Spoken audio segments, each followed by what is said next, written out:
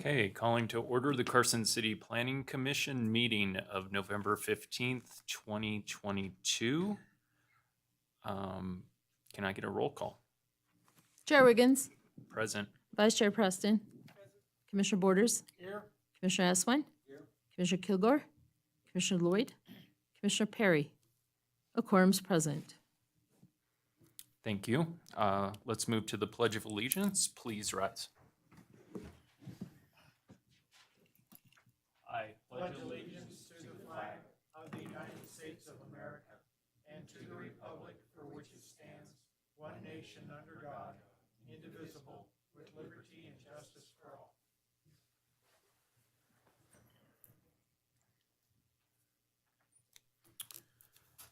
Okay, the public is invited at this time to comment on and discuss any topic that is relevant to or within the authority of this public body. If this is a general comment, now would be the time, or during each agenda item, the public will also have comment, and that's preferred. Are there any general public comments at this time? Okay, seeing none, moving on to item 5 for possible action, approval of the minutes of October 26, 2022.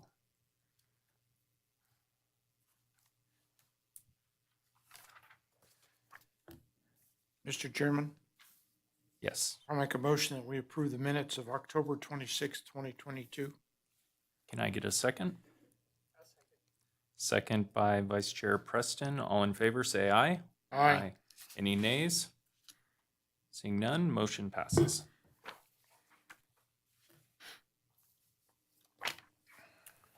Okay, moving on to item 6A, LU-2020-0033 for possible action, discussion and possible action regarding a request from Wood Rogers for a time extension for an approved special use permit to allow construction and operation of a concrete batch plant and rock crushing operation with silos exceeding 45 feet in height on property zone General Industrial Airport located at 4500 Ryan Way. Heather. Thank you, Heather Ferris, for the record. This matter was before the commission on October 26, 2022, and the commission approved a one-year time extension to October 28, 2023. As we discussed it at that meeting, this is back before you today due to staff's error in agendizing the matter. The applicant had requested an 18-month extension. So before you today is a request for an additional 6-month extension, making the expiration of the SUP April 28th, 2024. As a reminder, the applicant is now requesting an additional time due to the amount of time it has taken to get through the FEMA approval process for the required improvements on Arrowhead Drive. And the applicant is here, and I'm available for questions as well. Okay, thank you, Heather. Are there any questions for staff? No? Seeing none, is the applicant present?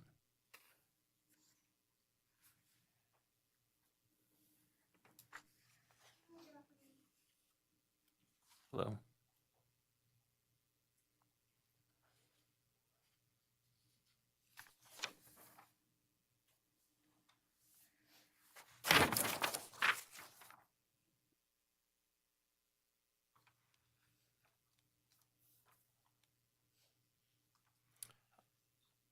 Can you state your name for the record and if you're in agreement with the staff's conditions of approval?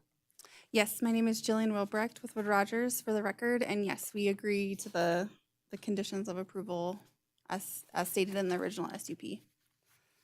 Okay, How about stated in this amendment? Yes, yes. Same as last month, yes, we agree. okay. Do you have any other statement or comments? I do not. Nope. Okay. Any questions for the applicant? I'll give you one. Okay. Are you expecting the FEMA approvals to come through? We are. We've been processing it for over Like a year. hopefully not in 18 months, but maybe sooner than that? I sure hope so. So we've been in the process for over a year, and we're hopeful by the end of the year we will get approval, but first quarter of next year. But yes, we've gone through a couple rounds of comments with them, and we do expect approval from them. Okay. Thank you. That's all the questions I have. Is there any public comment on this item? Seeing no public comment, back to the commission for discussion. I'll start. I understand the bureaucracy of government and approvals takes a long time, so I'm okay with approving this as written. Mr. Chair, Yes. I'd just like to reiterate the fact that this special use permit will in fact expire on April 28th, 2024. If they don't make it by then, they have to start over. Okay. And that was I would what- be okay with that. That's because what then we we're agreed to pushing- last yeah. month, and that was kind of where we were going. So, Yes, sir. Okay. And that makes sense, I think, because this will have been, gosh, pushing 4 years, 3.5 years since it first came through. Okay. No other discussion, comments, perhaps a motion from someone? I'll make a motion. Okay. I move to approve an extension of the expiration date for LU-2020-0033 until April 28th, 2024, as the approved special use permit continues to be appropriate and the activity permitted by the special use permit will not adversely impact other properties in the area or the public interest. Okay, second? I'll second. All in favor, say aye. Aye. Any nays? Motion passes. Thank you. Thanks.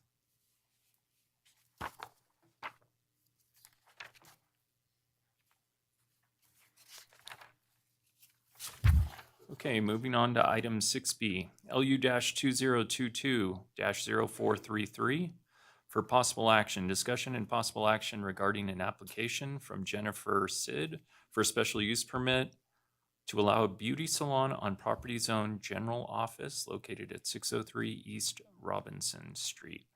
Heather? Thank you. Heather Ferris again for the record. The applicant is seeking to operate a beauty shop in an existing 2,156 square foot building at the subject property, which is zoned general office. Per Carson City Municipal Code 18.04.115, a beauty shop is a conditional use in the general office district. Therefore, the use may only be established upon approval of a special use permit by the Planning Commission. The building is currently vacant but had previously housed offices. The applicant proposes to utilize the entire building as a beauty shop, with 3 of the existing suites being dedicated to the salon use and the other being used for a break room. The applicant has indicated that the salon would include massage, manicures, pedicures, hairstylists, and lash extensions. There would be no more than 4 employees at any one time, with clients arriving by appointment only. As you know, there are 7 findings of fact that you must make in the affirmative in order to approve a special use permit. Staff has made all 7 findings and is recommending approval subject to the conditions of approval, which are included in your staff report. With that, I'm available for questions, and Jennifer Sid, the applicant, is also here. Okay, are there any questions for staff?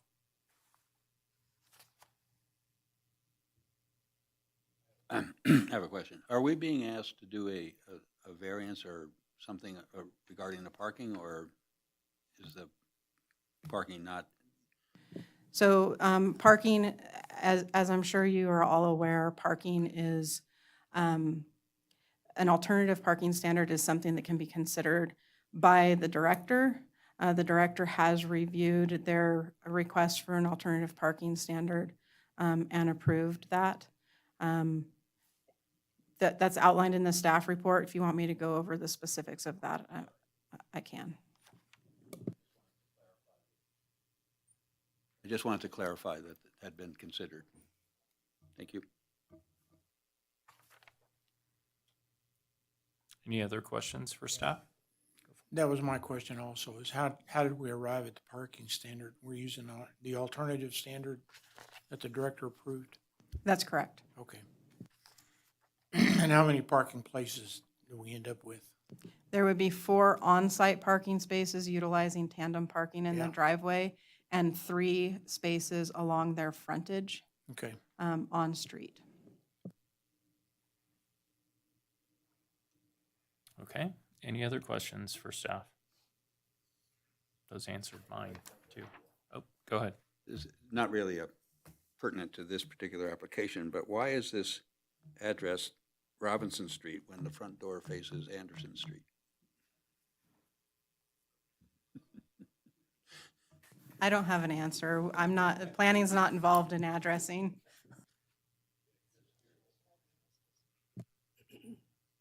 Okay. Stephen doesn't want to answer either. Is the applicant here? Come on up. Go ahead and print your name.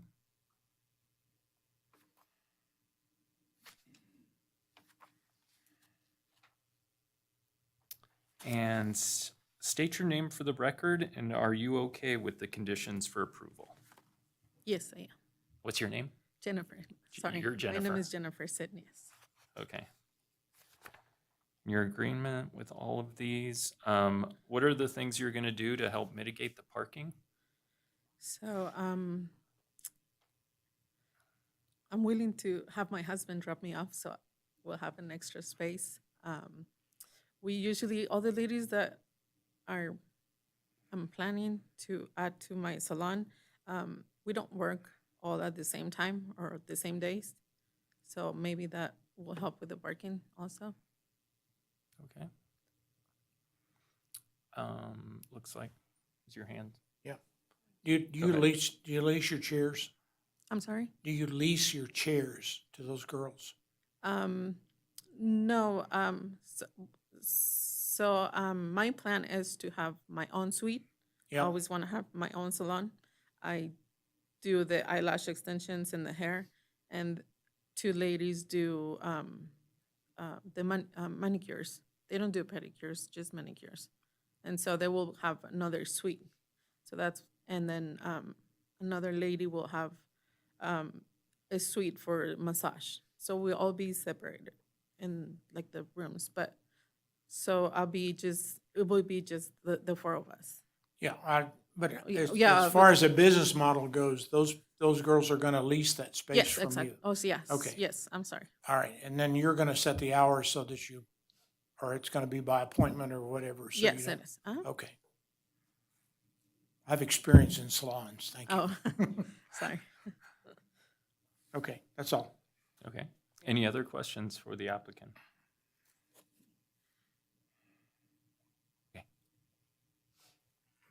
Okay, I think that we go back kind of to the staying mitigate, is that if parking becomes a problem in this neighborhood, do you own the building or do you lease the building? I just bought the building. Okay, so For you that. bought the building. Uh-huh. So you could actually possibly take some space out of a yard or something like this in order to offset parking? I could, yeah. Yeah, okay. Yeah, because I just look at it and say, okay, 4 people, 4 clients, 4 cars. So that's 8, and then we have 7, and then we have neighbors. And I do know that, there's been a concern in regards to parking in most of the other commercial spaces that are there have off-street parking. So that would be the only question I had is, would you be prepared to do that? Because I see on your diagram you have actually a pretty large yard area. Yeah. I mean, it's not too large, but yeah, there's, it can be fixed to be parking spaces, yeah. Okay. All right, I was just saying that in the future, Yeah, if yeah. there is a problem. Yes. Okay, thank you. Okay. Any other questions for the applicant? Seeing none, thank you. Is there any public comment on this item?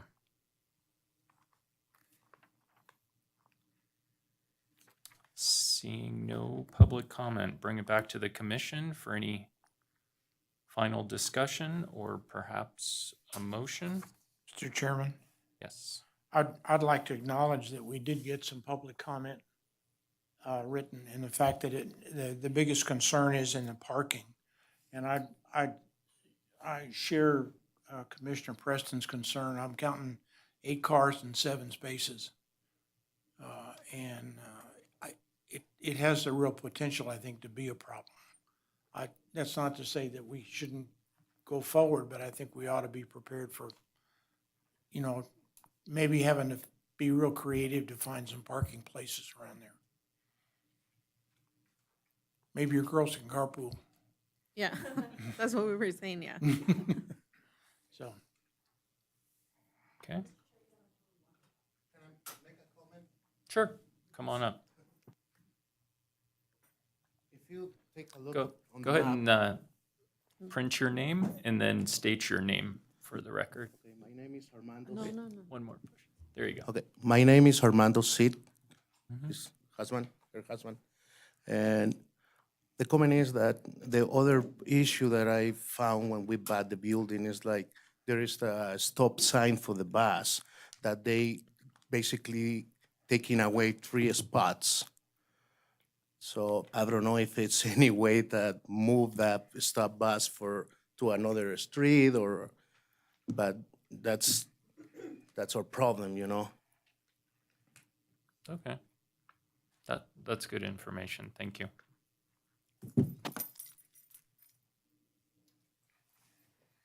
Okay, back to the commission for any discussion or perhaps a motion. how do you go about talking to the RTA or whoever about the bus stop? I think that's an issue. That's a good point. I believe that building prior to that had something to do with parole or probation for some kind of a drop-in center. And so it would be people that would actually need that service. So I don't know where the city could go ahead and evaluate that. That's a Stephen question, right? Or transportation? Here he comes. I'll jump in here a little bit. Randy Rice, city engineer for the record. I think it's a difficult conversation because if we decide to move this bus stop, it's only going to impose parking restrictions on whatever property we put that stop in front of, right? So this is an existing use. And so I think that's a difficult conversation, right? Because whoever has to end up with this bus stop ends up having the impacts of that bus stop. Something we can certainly discuss with the JAC planners and see if there's a better spot for this. And if that's on the wish list for them and there's a spot picked out, I guess I just don't want that to be a guarantee with this project. Well, I think what Commissioner Preston was saying was if the bus stop was originally there because of some other reason and that reason's not there, maybe Jack wants to move it anyway. That's what I'm saying, yeah. So Yeah. agree I'm not saying 100%. we should adjudicate that, but somewhere along the way, it's worth talking to somebody about. That's right. Yeah. Another thing I want to bring up is on the addressing side. So I'm the duly elected addressing official for Carson City. Another wonderful thing I get to do here. One thing I will ask is how important that is for this commission.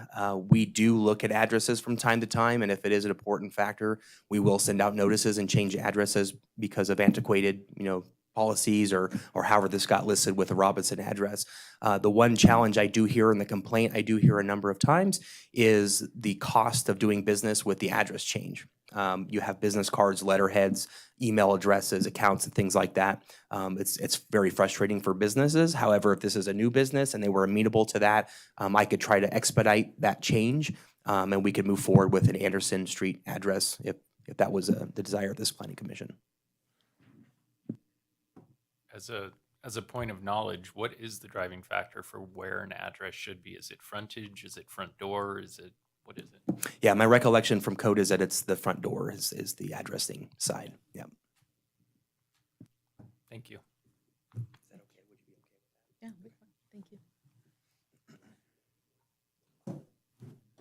Well, back to the commission, motion. Would you like a Changes? motion? I'll make a motion. Okay. Mr. Chairman, I move to approve special use permit LU 2022-0433 based on the findings and subject to the conditions of approval contained in the staff report. Commissioner Eswine, second. All in favor, say aye. Aye. Any Aye. nays? No nays. Motion passes. Thank you. Thank you.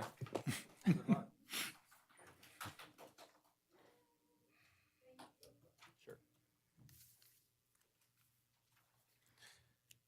Okay, moving on to item 6C, LU-2022-0439 for possible action, discussion and possible action regarding an application from the Advocates to End Domestic Violence for a special use permit to allow for a multifamily dwelling on property zoned general commercial located at 3649 Gordon Street. Heather. Thank you. Heather Fariskin for the record. The project site is 2.02 acres in size and zoned general commercial.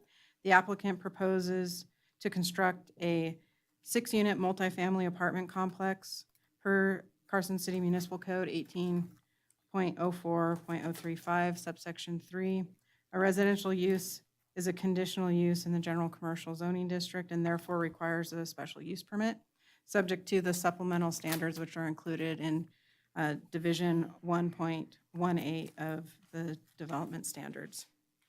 Staff has reviewed the project to ensure compliance with the development standards outlined in Division 1.18.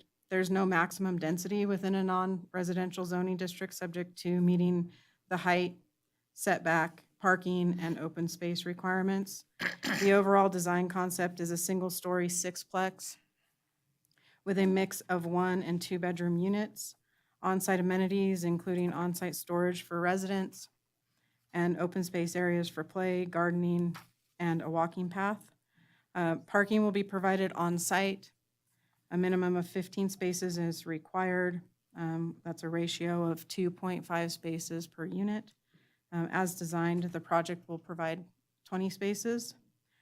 As you know, there are 7 findings of fact that you must be able to make in the affirmative in order to approve the special use permit. Staff has made all 7 findings in the affirmative and is recommending approval subject to the conditions of approval which are included in your staff report. Mike Vicks is here on behalf of the applicant and I'm available for questions. Thank you. Okay, are there any questions for staff at this point? I have one. Go for it. Heather,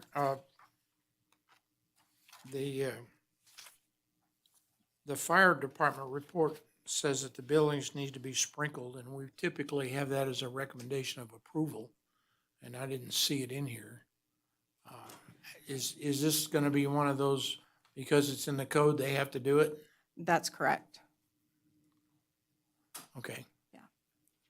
Because, It's required, it's a requirement of the fire code. Yeah. In my understanding. In the past, we've specifically. Right, Specifically called that out. right. So that I think the applicant was aware that that was in there. Yeah, so in this case, the applicant has been through multiple conversations with staff.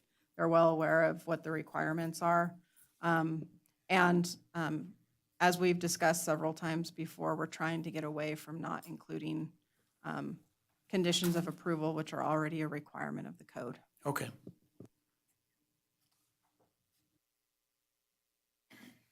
Okay, any other questions for staff?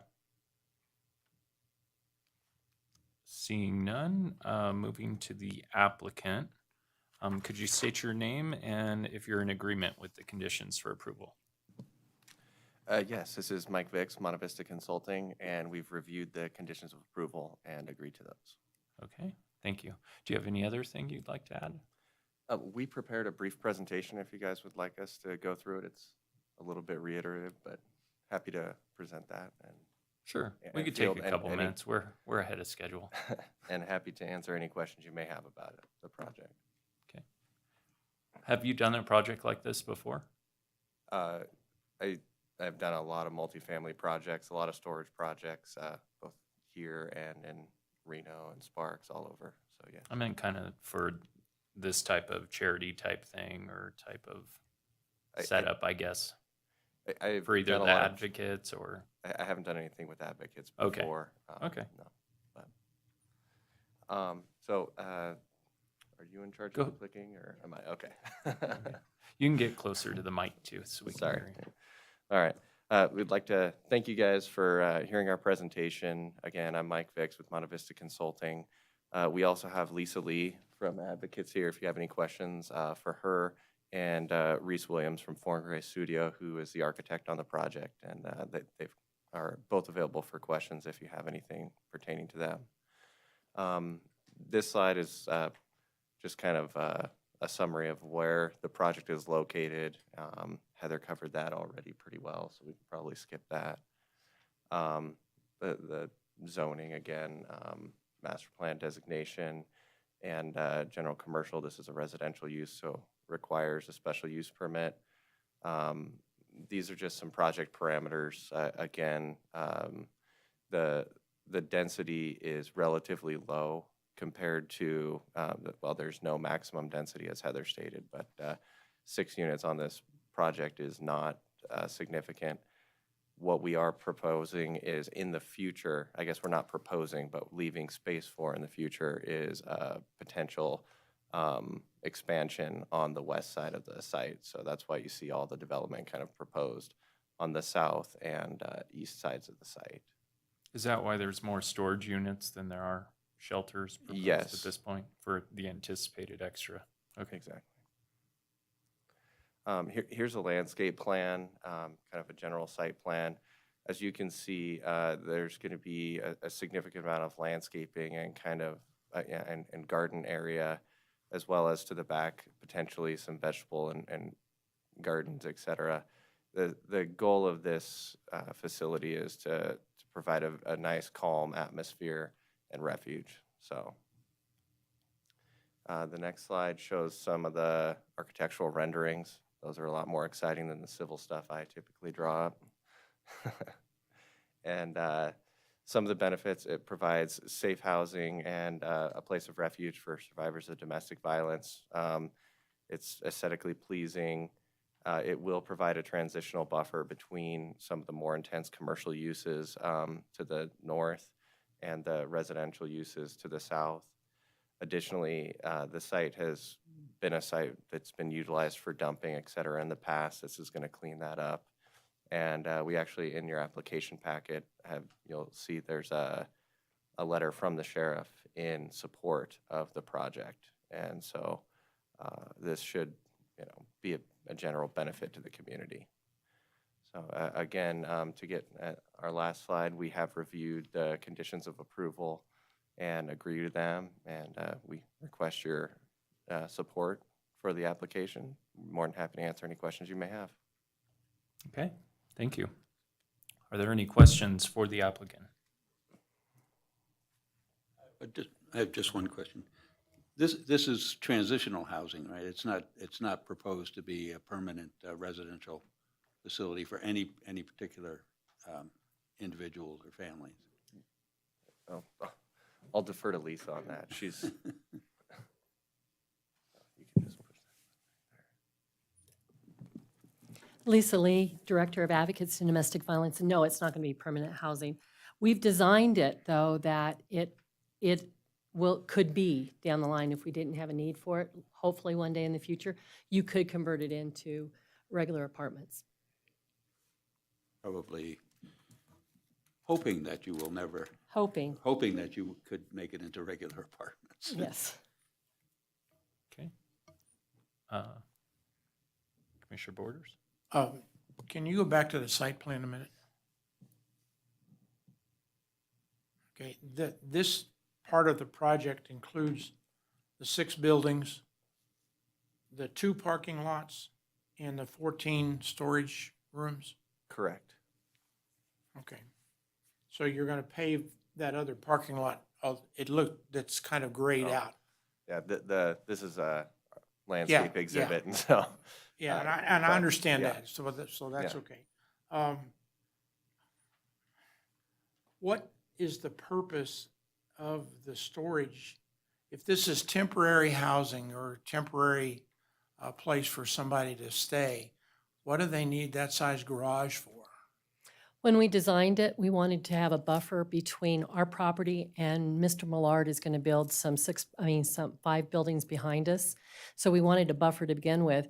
But we also, when people leave, they would like to take some belongings with them, and they rarely have the space to put it. So this will give them the opportunity. It will also give us the opportunity to store stuff for clients that are staying in the shelter when they want to move. We have a thrift store just across the street there. And so if they need couches and tables and chairs like that, we don't really have a space to store it now. So we could put it in there, and they would be able to have it when they left. And typically, our clients can stay up to 5 months. There's no plan to ever lease these No, out? sir. Okay. And I guess my final question is, security of some sort.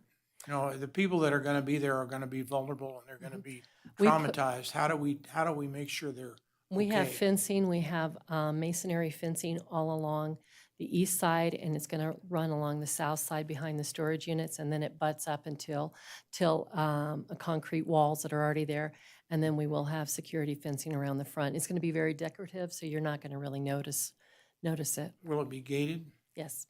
Okay, Not the driveway area, but to get into the units itself. There's a gate right there where you have to enter, and it'll be a code. okay. Thank you. Okay, Commissioner Perry? Thank you, and apologies for being late. I once again had this in my head. We started at 5 and forgot that it was early today. So if you could show the record that I showed up at 3:25, I'd appreciate it. My question on this is the storage units back there. Are you intending to rent those out as a commercial No, sir. venture? So there'll be storage units for these people here and for other people that you're have as clients? Yes. That's what the And purpose is. also possibly for agency. We have to keep a lot of records for 7 and 10 years, so we'll probably just end up using them for that. Okay, before they hit the shredder? Yes. Okay, thank you. Okay. Are there any other questions for the applicant?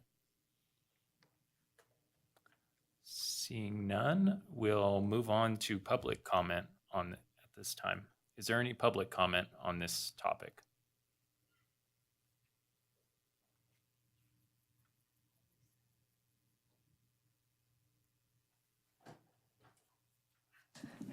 Thank you, Commissioners, Chair. Denny French, Carson City, Nevada. First off, I'd like to just congratulate Lisa Lee.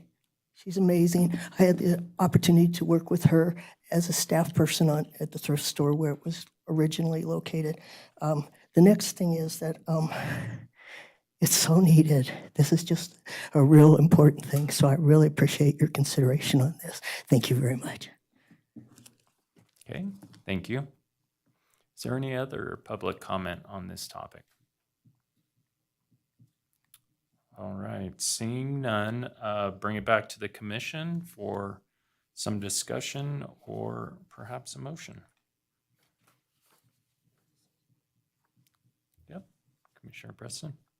Yeah, I agree with Denny. This is much needed, and the people that do this first class is Lisa Lee.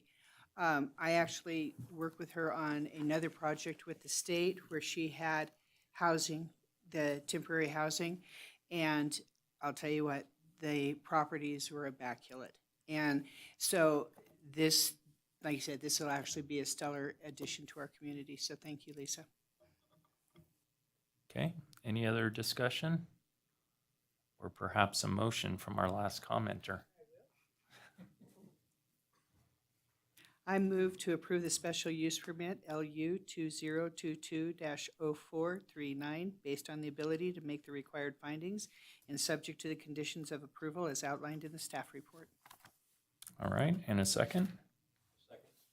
Second by Commissioner Eswine. All in favor, say aye. Aye. Any nays? Motion passes.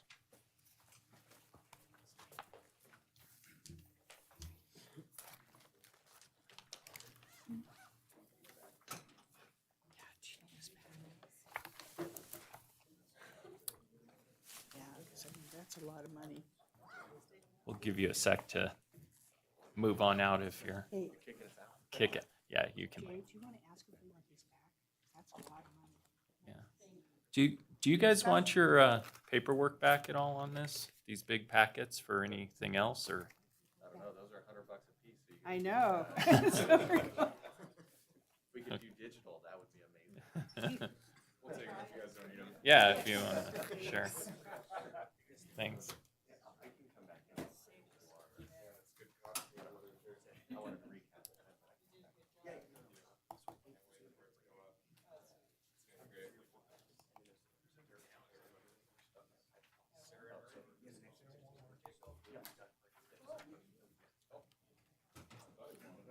Oh, here, I'll take them.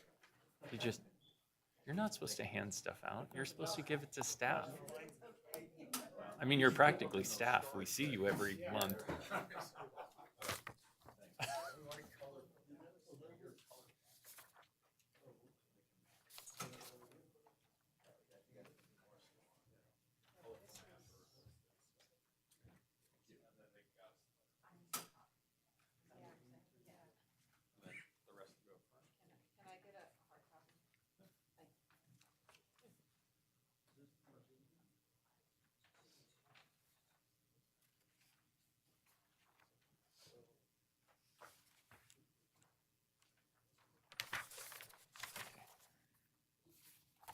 Okay, moving on to item 6D.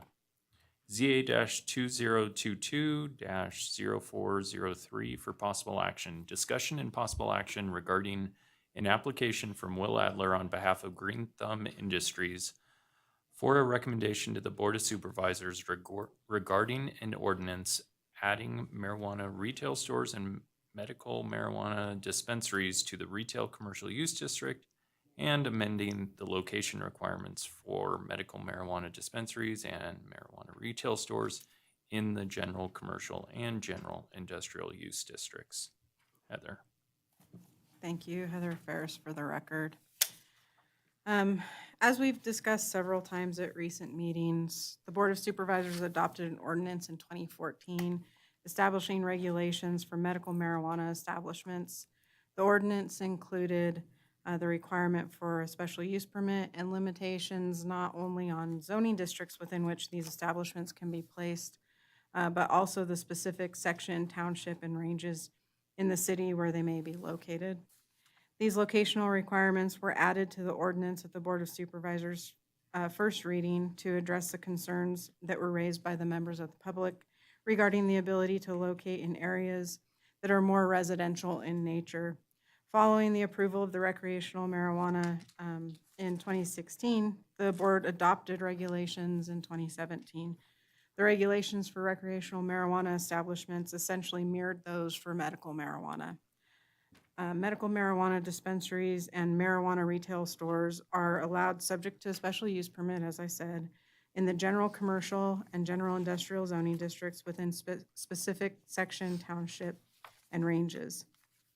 So these locations for the general commercial zoning district are essentially along Carson Street between the Douglas County line and Moses Street in the south part of the city, as shown here, and along Highway 50 east between the Lyon County line and just west of Solomon Road in the east part of the city. And then for the general industrial zoning district, the allowable areas are really focused only in the eastern part of the city along Highway 50, from just east of Draco Way to just east of Empire Ranch Road. There are, as you know, additional requirements in Division 1.20 of the development standards for distances from schools, preschools, daycares, and facilities whose primary services are to provide recreational opportunities to children, and proximity from residential zoning districts.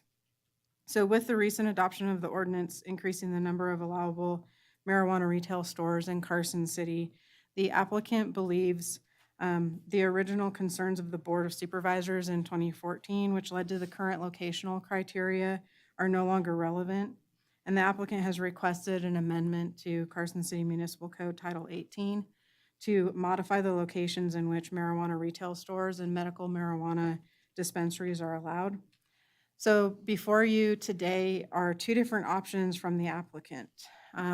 Option one would be to amend Carson City Municipal Code 18.04130 to allow marijuana dispensaries and marijuana retail stores as a conditional use in the retail commercial zoning district, as they're currently not allowed, and amend Carson City Municipal Code 18.04135 and 18.04150 to allow marijuana retail stores and medical marijuana dispensaries in the general commercial and general industrial zoning districts as a conditional use without a specific limitation on any specific section, township, or range. And this is the proposed language, which you also have in your packet. So option 2 is to amend 18.04130 to allow medical marijuana dispensaries and marijuana retail stores as a conditional use in the retail commercial zoning district in specific section, townships, and ranges, as shown here, and amend 18.04135 to expand the sections, townships, and ranges where marijuana retail stores and medical marijuana dispensaries are allowed in the general commercial zoning district. The applicant has also provided maps showing what essentially the zoning bubbles, as everybody likes to call them, would be for the southern part of the city and then the northern part of the city. Staff is recommending the Planning Commission recommend denial of this amendment to the Board of Supervisors. Staff is unable to make finding 2 in the affirmative in that the applicant has the burden of proof to provide facts supporting the proposed zoning code amendment. Evidence has not been provided that the circumstances have changed since 2014. Placing such a use outside of the currently defined areas could result in incompatibility with existing uses. In approving the new ordinance, increasing the number of allowable marijuana retail stores in Carson City, the Board of Supervisors determined that the additional stores would not have detrimental impacts to other properties in the vicinity or negative impact to public services or facilities or adversely impact public health, safety, and welfare. However, this evaluation was based on the current regulations in place, including the locational criteria and the requirement for each store to be evaluated at the time a future applicant applies for a special use permit. We have received public comments on this item. Those are included in your packet as well as in late material. Will Adler is here on behalf of the applicant, and I'm available for questions. Okay, thank you, Heather. So in reading through this, I see that the findings of fact, condition 2, they didn't meet that finding in staff's opinion. So what would sway staff? What would be the items if Will came in here and said, I'm gonna do this or show this? What type of items would it be? So I think the job is to sway the Planning Commission and the board. So we just received additional information, which I haven't had an opportunity to read. I don't know, that may have information that is helpful. So. Okay, you I'm know. trying to just, I guess, have an opportunity to guide the applicant if this doesn't end up going his way, you know, how he could change things, present things differently, but okay. All right, any other questions for staff? Okay, seeing none, we'll move to the applicant. Hello. Hello, state your name and do you have a presentation or Well, comments or? I do have a brief presentation, some comments, but some of them are physical in front of you. So my name is Will Adler, and I represent Silver State Government Relations, representing Green Thumbs Industries here today. As you all are aware, Green Thumbs Industries has been commenting before you throughout the year as their concerns started with the origination of opening additional licenses here in Carson City. Their comments back then were, as they are today, that additional licenses were maybe merited, but the zoning codes around Carson City's current zoning were too restrictive to have 4 successful cannabis dispensaries in Carson City. As they were the owner of the 4th license, they brought this issue forward prior to the board, adjudicating this issue, and they found it to be one that they could deal with and that they would use or work around, and made comments to that attest during the Board of Supervisors meeting. So I as you, I've tried to document as best I could the concerns as they stand in Carson City, but Green Thumbs Industry does want to operate that license. They were given that license by the state, and made an opportunity to make that case in front of Carson City that additional zoning was needed if that license was to be successful. So the culmination of those efforts are the zoning application before you today. Working with NAI Alliance, the realty group here in Carson City, Green Thumbs Industry has tried to locate a 4th license location here in Carson City, as Qualcan has a 3rd one next to them in the south end of town, in the southern zoning bubble, as we say. And Sierra Well, which is now Zen Leaf, has a license in the east end of town. In the other appropriate zoning bubble today, there is structurally very few economic opportunity in those areas, let alone zonable properties. Zonable properties, there are none that would meet the right requirements other than one in the south end of the southern bubble today. So the maps we made for you guys and provided to the Planning Commission is a map of both the zoning bubbles today as they look in darkened colors, dark black or purple, and dark sort of boot in the bottom there. And then we try to also highlight around a red line with some yellow interior around the new possible zoning areas that we're suggesting in maybe option 2 is the best way to look at it. But just to look at that map, you can sort of see the restrictions we're speaking of is there are just 2 little slices of Carson City that are available for development of retail cannabis stores today. Those were of concern before, and they are of concern now because there are no available properties that would meet the right zoning requirements within those zonable bubbles today, other than possibly one in the southern end, which would create 3 in the south end of Carson City. Again, working with NAI Alliance, we asked them what would be available properties that would meet the other zoning requirements in Carson City, as this still would require a special use permit and have to go through the whole process of becoming licensed as a retail cannabis store in Carson City. All other requirements, including zoning to schools, daycares, community facilities, would be applied no matter where this ends up in Carson City. Just would it be able to be zoned today in the current zoning bubbles as they were, was the question. And the answer was no, that they could not find appropriate locations in those bubbles. So to add to their available map, they first said that they might be able to do it in general commercial. I think there's a misunderstanding, as a lot of people have, between retail commercial and general commercial. I said, what locations do you want? And they end up pointing at 3 at the north end of town, which were all in retail commercial. So our previous application in October did have to be revoked because our amendment was to then add it as a retail commercial area instead of general commercial. As the general public usually is not aware of the difference between general commercial and retail commercial, it isn't as much an issue to them maybe as it is to the Planning Commission and the Board of Supervisors, what is general and what is retail commercial. But the premise of retail cannabis stores is to be available to the public and to be in retail locations by design. These have been successful in the locations at Strip Mall in southern end of town and Strip Mall in the west end of town for Rise and Sierra Wellness's operations respectively. And as we saw when the issue of additional licenses were brought forward, no tangible deficiencies or detriment has been seen near either of these stores or any of the campus locations for any kind of operation in Carson City. I mean, literally no sheriff's report, DAs, or anyone else saw a detriment from cannabis. So the question was, where can we put them now? The first application just generally removed the zoning bubbles because I felt that restricting it inside of a box was sort of bad policy or bad zoning as a whole.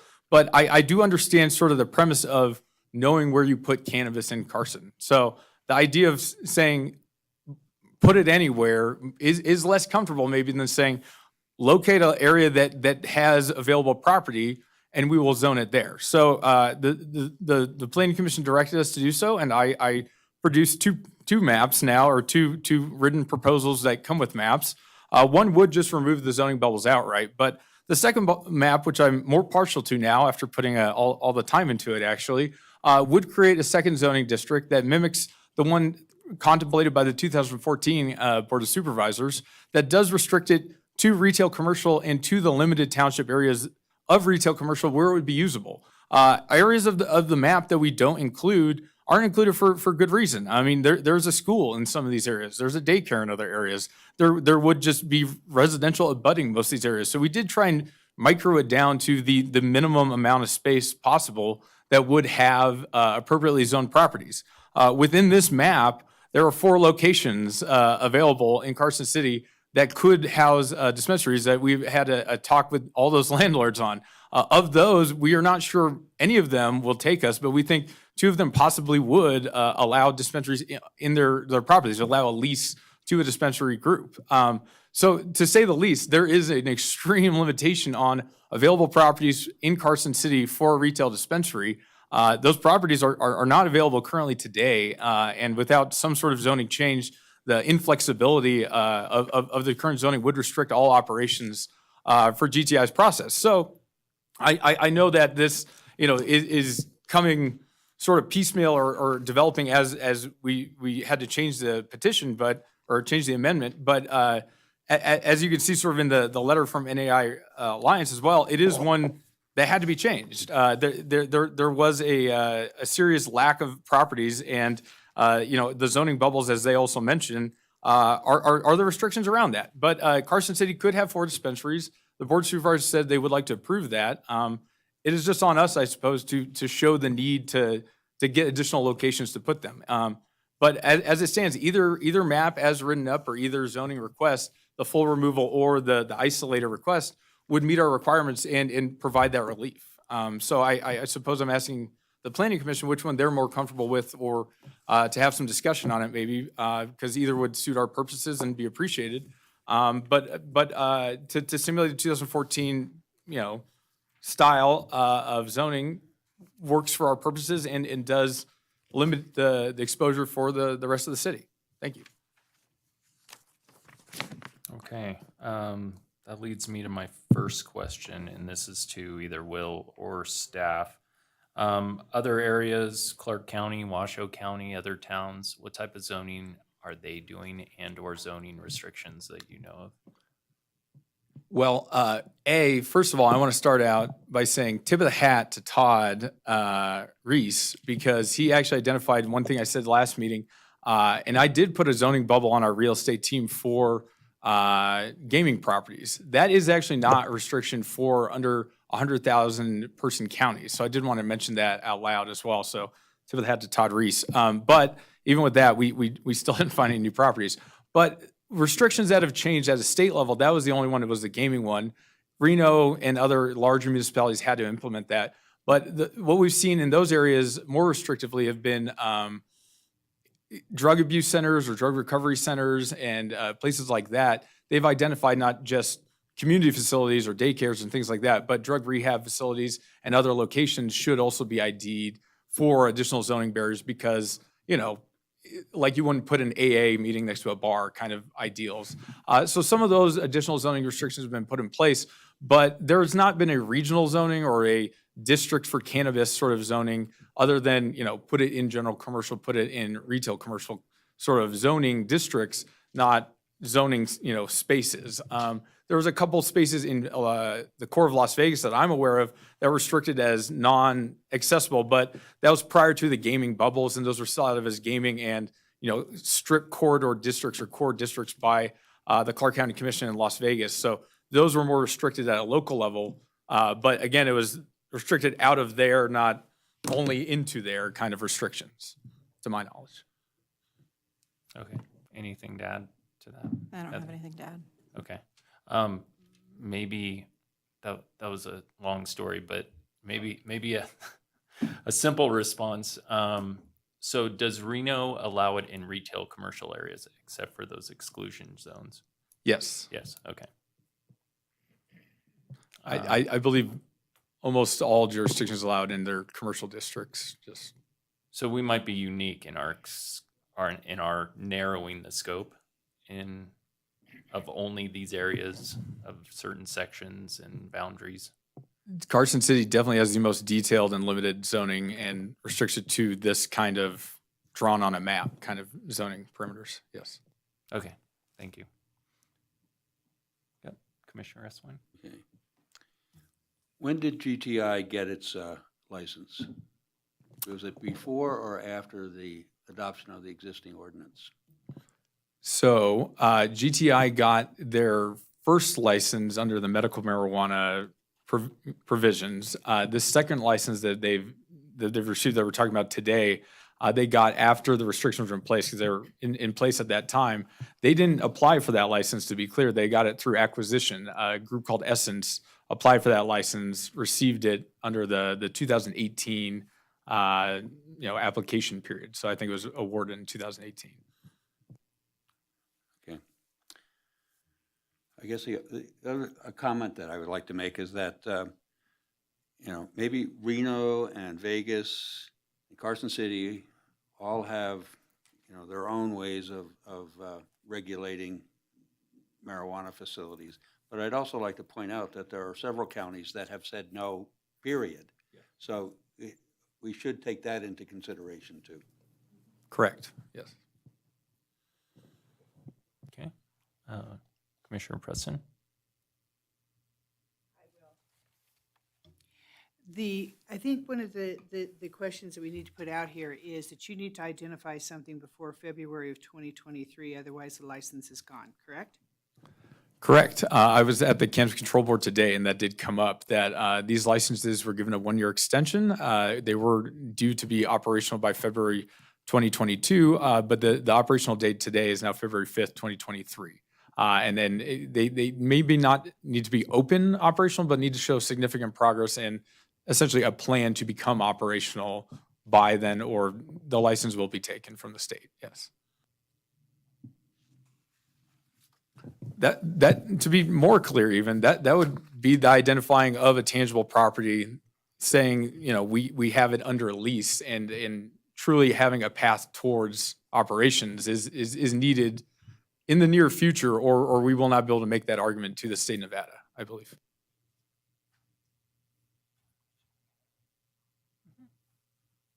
Heather, I have a question for you.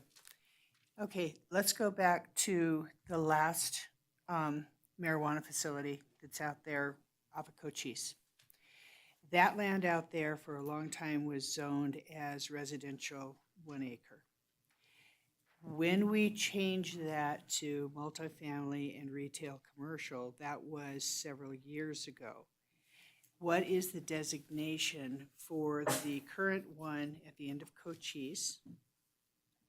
So Is that general commercial? Because it's we general changed it to commercial. general commercial? It has been general commercial based on my research since the mid-70s.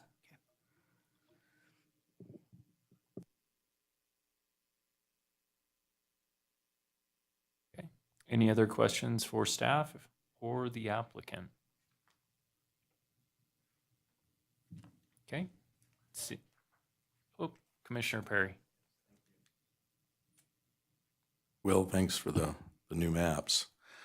Several months ago, you were here, and the request that time was for this commission to make a recommendation to the city supervisors regarding going from 2 to 4 licenses in town.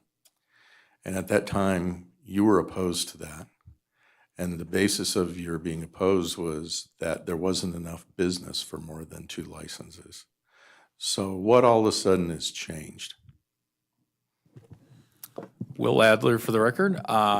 Frankly, Commissioner Perry, I'm not sure a lot has changed. There still is a larger economic question of viability for all the stores, maybe all cannabis stores in the state of Nevada. It has been a tough year collectively, but Carson City has the ability to open 4 stores today, and Rise has 4 of them. That Southern store might be the store that is in question, maybe in their entire portfolio, if they can get a northern store operational, because the economics of having 2 stores next to each other might be the issue more than having 2 stores upstream from each other, but the idea of opening that fourth store in the next to a current operation is truly the one that would be a failure in their eyes, because it would be opening a store in an established market next to either Sierra Wells' current property or their own current property in south end of Carson. But I do think the idea of at least trying to attract some Washoe County business or going to the north end of town and being able to market to a new market or try to reach somewhere else other than our current, traffic pattern is their preferred path forward now, because it looks like it will be a tougher economic picture having additional competition here and something to be seen. Commissioner Borders? If you can't make substantial progress on this fourth site by February, and the license goes back or whatever, then what? Does Nevada assign somebody to apply for the fourth license again? Do they go through that process? Maybe, Will is stating that he's here because he needs some action because he's fixing to lose an entitlement. I'm trying to figure out what happens if he does lose the entitlement. Are we automatically at always 3? Or what happens next, I guess? Sir? This is Todd Reese, Deputy DA for the record. And also for the record, Adam, it was Adam Tully that was here last time that spoke with you. So I just wanted to give props to him. As far as what will happen, that's somewhat unknown. And Will may have a better sense of that than I do. I'm not aware of any licenses where the applicant has lost the license due to not proceeding to establish a business. I would, so I'm not really sure what would happen. I'm also not sure whether Mr. Adler or his client would be able to establish, what's required to establish enough progress towards establishing the business such that the Cannabis Compliance Board would grant him another extension.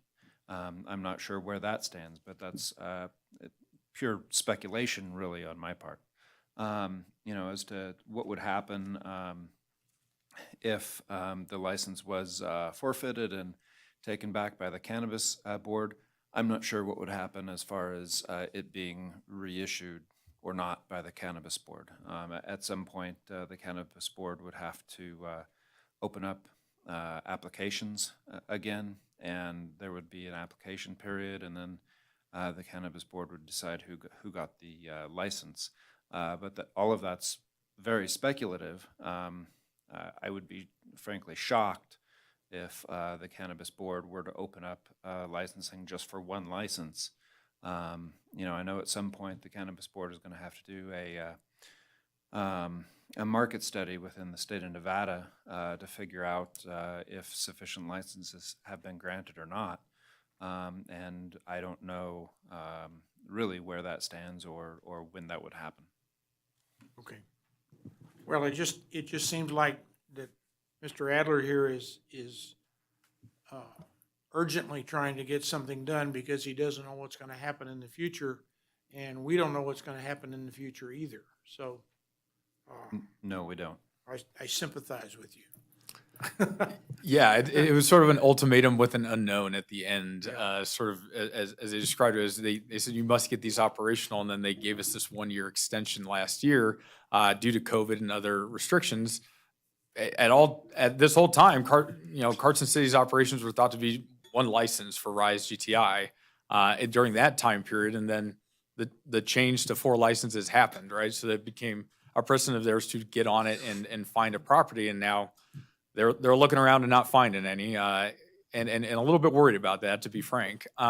But to speak to Mr. Reese's comments, the idea is that there would be reapplication of available licenses, if there is another application period to come next year or years to come, upon the available licenses. Number of licenses of dispensaries is dictated by the law now. It doubled the number that was in the medical marijuana law. So Carson City does have 4 designated licenses, dispensary licenses in the Nevada state law. So yes, I guess if the license was recaptured, there could be a reapplication for this one license.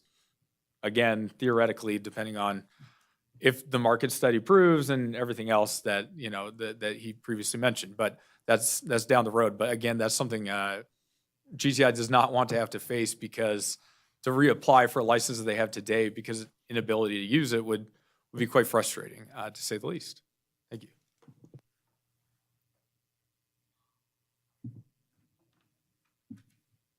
You talk about possibly losing the license, but if you were to lose the license and the cannabis board reopened, you know, applications for it, if we didn't change the ordinance, there's not going to be, you know, nobody's, if you can't find a place, then they're not going to find a place. So it really doesn't, it doesn't make sense to me to say, well, we should help you get your citing done, when, you know, under the current ordinance, if somebody else comes in, they're not going to be able to do it either.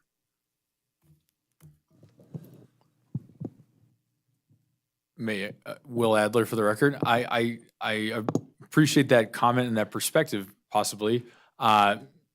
Maybe the tangible difference is somebody who does come in could find that southern location possibly appealing, in spite there being 3 licenses now, because they wouldn't have 2 of their own there. So maybe they would find that one spot that could maybe work available, appealing for them in that application process. But today, you know, the idea of making that investment, making that tangible decision to open a license next to your own current store, is not a realistic one for GTI as an operation, because it makes no literal sense to do that. But to open another store in Carson City could make financial and tangible sense, but it needs to be a retail location for a retail cannabis store to be successful, or they can't make the investment work in this community. But they sure would like to.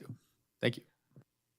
Is a license, maybe this is for the attorney, but is the license a commodity like other licenses? You know, could GTI find somebody to buy their license from them? Again, I do not believe so at this juncture in time, as we have a February 5th deadline, 2023. We have to show activity and perfection of that license to make it a perfected license. You cannot sell a theoretical license at this point. It is not perfected as a retail cannabis license with the state until we can, you know, show we have use for it and show that we have a tangible plan to open a retail cannabis store. So again, if this decision from Carson City Board of Supervisors happened 2 years ago, and they had said, hey, we want to have 4 dispensaries out front, Rise would have made that plan at that time and would have, you know, been operational by now, I'm almost sure. But, you know, the cards fell where they did at the times they did. Go ahead. I have a question for you, because I actually agree. As a commercial broker, I agree that the retail commercial and general commercial are not that far apart, and it needs to be addressed. However, I don't think this is the place to address it. I think that it would like to see it as a priority for this board to look at Title 18 and say, you know, really they're just about the same horse. So that I agree with. The question is your timeline and your urgency. Have you considered, in order to perfect your license, to go ahead and put it in general commercial as a placeholder, so then that way you have that until this board could actually look at it and possibly open up spaces for you in the future? We have, and that was actually the first attempt, was just opening up all general commercial, as that was the first allowable zoning for the Carson City Board of Supervisors. Said general commercial and a little bit of industrial over here would be within the first zoning bubbles. Upon doing so, or filing that first application, we did a more thorough search with the real estate team and found general commercial spots, even opening up all of the general commercial spots, didn't actually allocate additional properties. I mean, most of the properties that would meet not just Carson City zoning on these bubbles, but we still have to be a distance from the school, distance from a residential property. And Carson City code has no adjacency and no 300 feet from a residence as well. So that the limitations are very restrictive and very real the whole way up. So retail commercial has been zoned along these corridors that lead it to be away from residential, lead it to be away from schools, and in these internal commercial cores, that ended up being where the available properties were. So the intent was to keep it as minimalistic and as low impact as possible, like keeping it at general commercial. But the reapplication last month to retail commercial was from the real estate team's request, because no properties could be found even in the general commercial portion of the map today.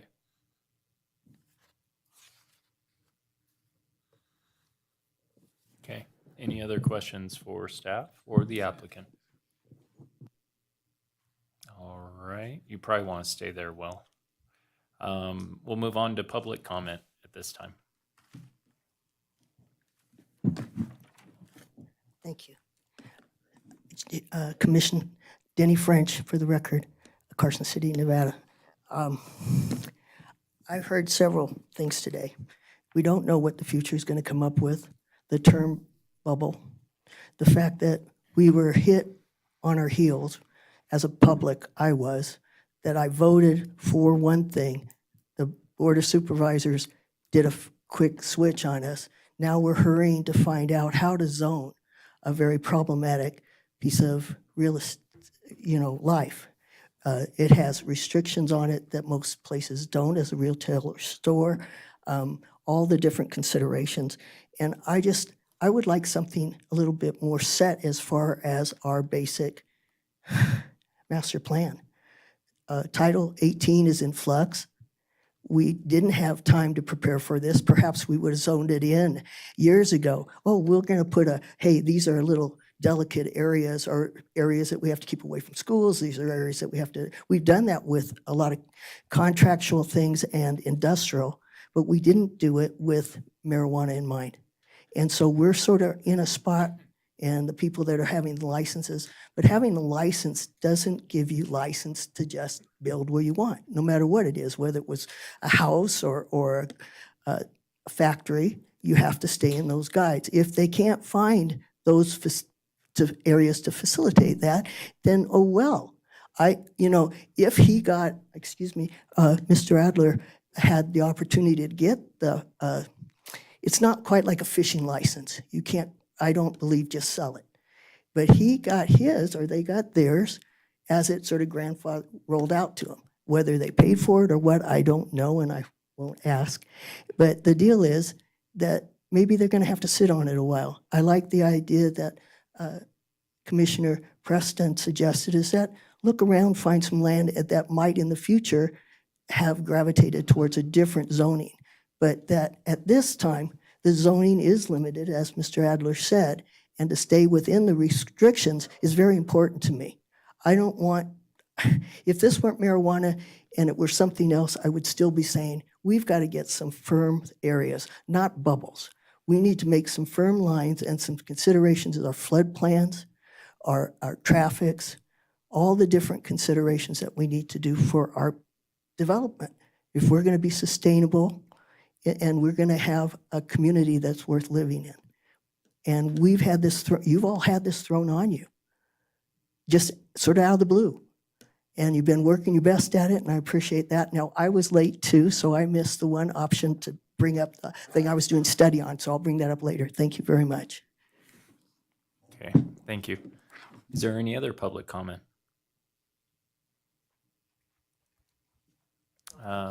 Seeing no other public comment, we did receive materials from the public written comment on this subject.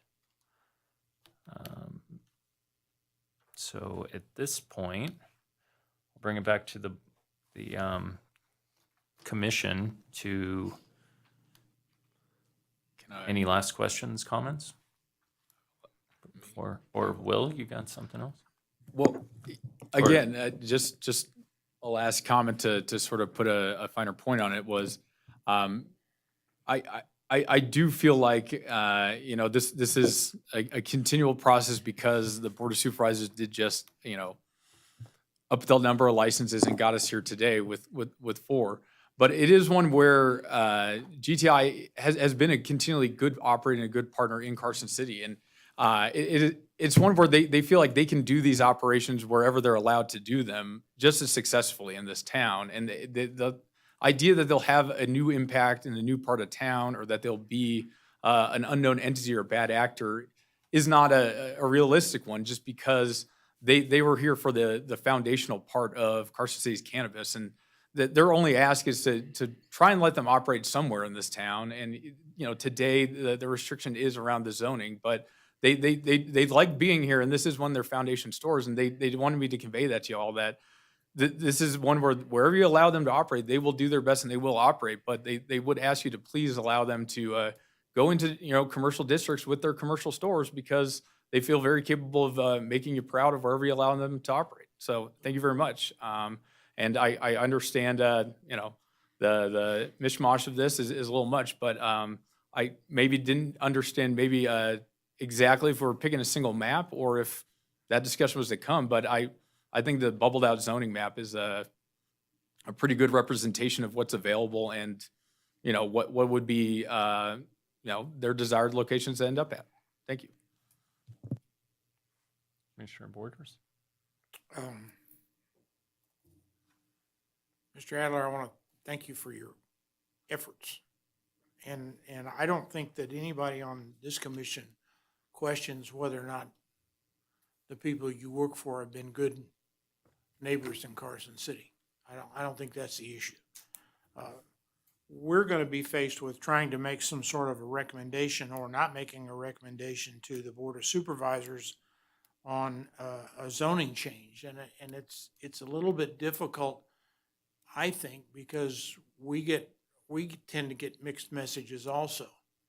We hear from the supervisors that we should not restrict business.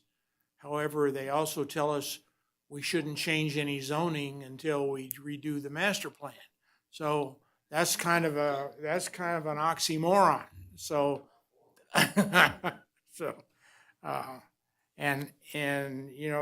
they went ahead and said, against our recommendation, by the way, that we should have 4. And now you're trying to find a 4th, and you're having difficulty doing it. And I just don't see a way to get from here to there very easily. I tend to agree with Commissioner Preston down there that the retail commercial and the general commercial districts are a mess. And I think we need to try and fix that. That doesn't help you at all, and I understand that. But I think that's, from our standpoint. Now, if we go ahead and refuse to make a recommendation, or recommend that we leave it the same, it's still going to be up to the Board of Supervisors as to what they do. But I'm going to be quiet now.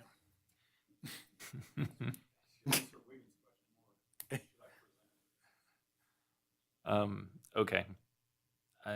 Let's see. I guess we're kind of on the discussion side for the commission on which way they're leaning or thinking on this item. I'll go next. I think Commissioner Borders, we can come back to you too if you didn't All right. already kind of state that. So here's where I'm at with this. I really don't like talking in hypotheticals about things, and I think the special use permit process is a good way to vet specifics. The control of that resides with this commission, and can ultimately go to the board. So if Mr. Adler comes in and he says, I want to put this here, the concerned parties next to that area can come in and go, no, I don't want him there. I'm also looking at the rest of the title and the restrictions, and I do agree that's super restrictive for Mr. Adler to find a place. It's the only, in looking through it, that's the only spot in the code that's restricting to streets and townships for zoning. So, so I'm going to agree with Mr. Adler there. So I guess to summarize, I'm actually okay with his option 1 suggestion here because we still get to retain the specifics for when an actual request comes into us. So that's where I'm at. Commissioner Perry. Thank you. Thanks, Will, for all your maps and so forth. I agree with city staff on this. I can't make finding number 2, and I want to explain why that is.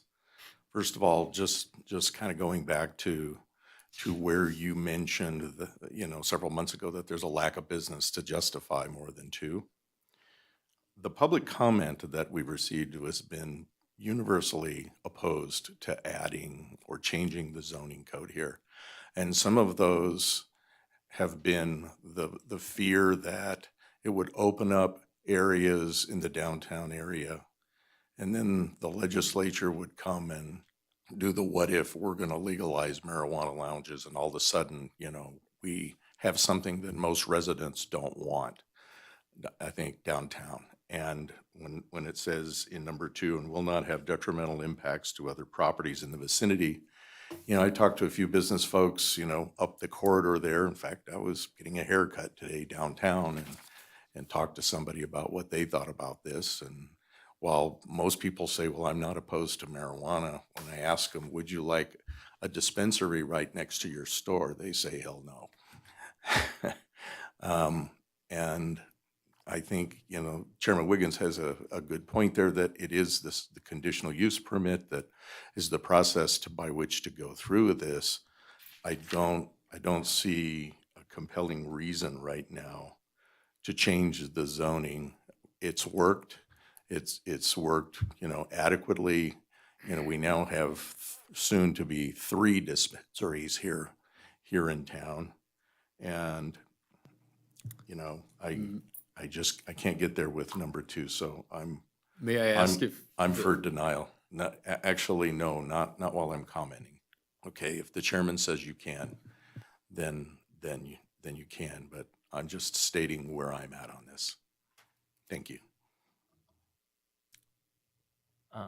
Let's keep it with the commission. Is there any other kind of discussion? We got a yay from me, somewhat, a no from Commissioner Perry. Where's the?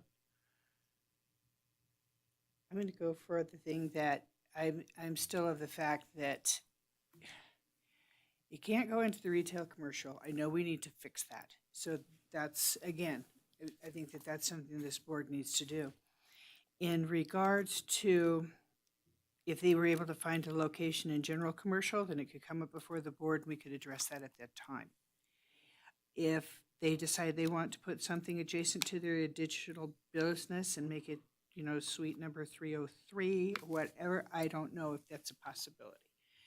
But at this point right now, we're doing a lot of SUPs, and as I really appreciate Will's maps, and my staff actually went ahead and we redid these maps for me because I knew that I needed to look at this better, and made them a lot larger so I could actually identify properties and things like that.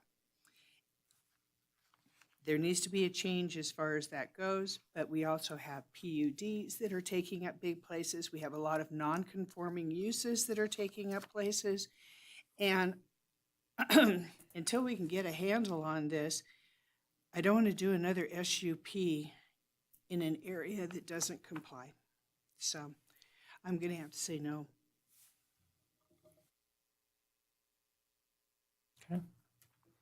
Commissioner Borders, Commissioner Eswine.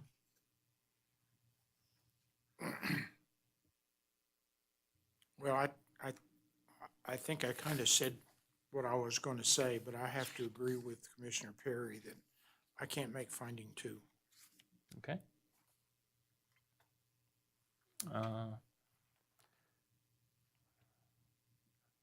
Even if Commissioner Eswine agrees with me, or not, we're somewhat outvoted in the direction we're going here. But do you have any comments, Commissioner? I am really, torn by, or in, you can take it from both sides. I mean, I don't have a problem with recreational marijuana, medical marijuana. I agree that, that we should consider opening it up to new areas, but I don't think that we should be doing this with just one business in mind. I think that it should be a more general discussion about what kinds of uses we allow in various districts. And I think that that's the process that we have been going through in the review of Title 18, and I guess I just would like to see this kind of discussion be more directed to the overall review of the code. Okay. Since we're leaning that way, I'll give Mr. Adler one more chance to sway any part of the Thank you. commission. Appreciate that. Well, I get asked. I'll give you maybe, 3 minutes. Yeah, or did less. option 2 get closer than option 1? Maybe because that was sort of the premise last meeting was we do not know where this change will happen, right? There's too much general commercial, there's too much retail in Carson City, right? So we did restrict it down to the general commercial and the retail commercial that would be usable, that would be accessible, that would be available to make sure we limited the impact to the city, so we would know where it would end up. The change made by the Board of Supervisors was made out loud and with the full knowledge of, hey, we want 4 dispensaries in this town to be operational. That is just truly the core of what I'm bringing forward to you guys is, yes, it's an unfairness argument, but it is one made by this company who truly wants to bring a good business to this town and has done this for this whole time. And that's the argument they tried to make before was they want to do business here, allow zoning that is available. With the restrictions on the map that they sit, a special use permit is going to be a tall order no matter where it ends up in this town. Even at the north end of town, there's going to be very few landowners who get a call from us because there's almost none that are available even at that part of town. But I truly am saying to you that these zoning restrictions are the impediment for this business going forward.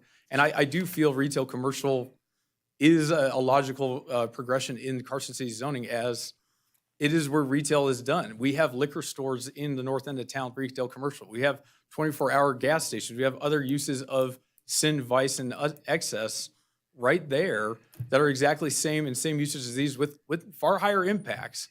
And we saw no impacts reported by our sheriff's department, by our DA, or by any other committee, and no comments on this petition because when I asked them, do you have comments about if cannabis was ended up anywhere else in town, would you have new concerns? Kenny Furlong said no, right? There were no comments from any of these departments because of that. So I know it sounds like I'm pleading, it sounds like I'm getting out there, but it is one where this is a commercial business that wants to do business in a commercial space. If it's retail commercial, because that's where it has to be zoning wise, that's their plea to you guys is allow them to do this business in Carson. It's not your choice to add 4, and it is a comment they made that they felt that the zoning restrictions, why they didn't want to see themselves get another license, is before you. We filed this petition and paid our own money to do so because we felt like Carson City was an environment worth trying to have that other business in because they do want to be here. So I understand your arguments. I do get where you're coming from, but the growth of the city is such that, we did our master plan in retail and general commercial, but even in all general commercial, we cannot find property today that would be a successful retail cannabis business. And that is before you today. So I am pleading and I am asking you with those arguments, but it is one where every step of the way we've tried to go with good faith, we've tried to, present our concerns ahead of time, try to present them now, and then we try to change what's the impediment today in this petition. And we get the idea of making it a more targeted change because Carson City as a whole doesn't need to be more worried than they have to be, supposedly, but this would be a fine business wherever it ends up. And we ask you, please allow it to be in retail commercial in these ways because that's the only place it could end up at this time. Thank you. Sorry. Okay. Let's see, bringing it back to the commission here. It looks like we could make the proposed motion as it sits on here. If someone would like to do that. Yes, Mr. Chairman, just before I make that motion, I just would like to comment to Will that, yes, I thought number 2 was better. And I think maybe there is a day. And I think what I'm hearing from some of the commissioners here, and I believe it too, is that February, yeah, sorry. that Title 18 probably needs to, be looked at in workshop form to address some of these issues going into the future, and this probably is one of them. So I will make a recommendation to the Board of Supervisors of denial of the requested zoning code amendment based on the inability to make the findings as outlined in the staff report. I'll second. Second by Commissioner Borders. All in favor, say aye. Aye. Aye. Any nays? Nay. And I'll explain my nay. The finding number 2 that staff had referenced on here about the applicant having the burden of proof to provide facts supporting it. I think the applicant actually did that. I think he demonstrated through maps, through the restrictive areas of zoning in our city, that he is extremely limited. And because of that, we can't make any specific judgments on whether this business should be located somewhere. So second to that, I would also say that the retail commercial and general commercial areas, it should be expanded. We've talked about how similar they are in nature. Oops. Sorry, silence your phones, please. Public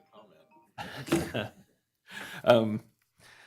So those are the reasons for my nay on this. I think that staff has kind of the burden to help the applicant meet those requirements. And I don't think staff actually provided enough guidance in that regard. So I'd like to see it go the other way for future things like that. If something's not present, show the applicant what has to be present to help them along. And that's the end of my rant. Motion passes. We're going to adjourn till 5 o'clock. I would think so. Unless it's agendized that everything else is 5 o'clock, so we have to do that, right? Okay. All right. Recess till 5 o'clock.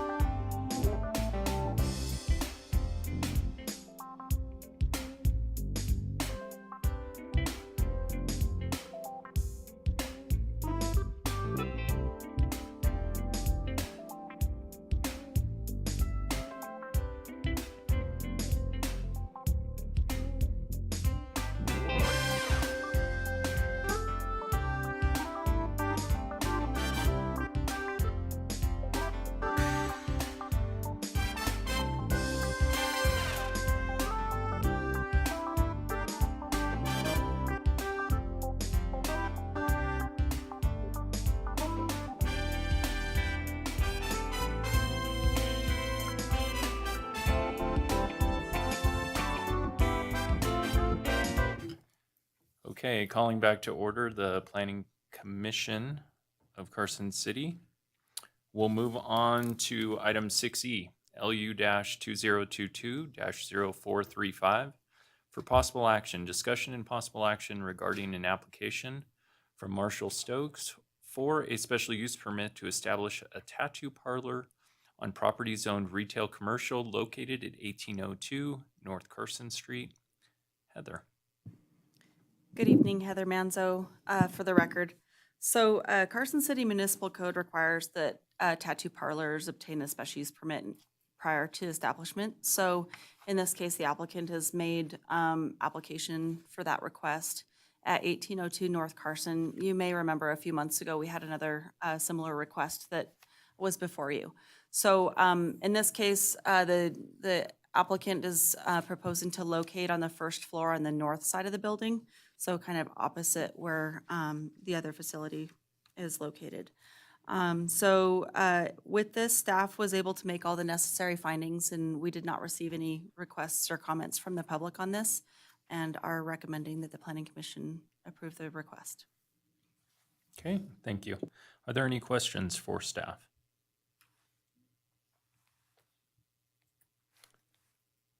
Seeing none, we'll move on to the applicant. Is the applicant present? Come on up.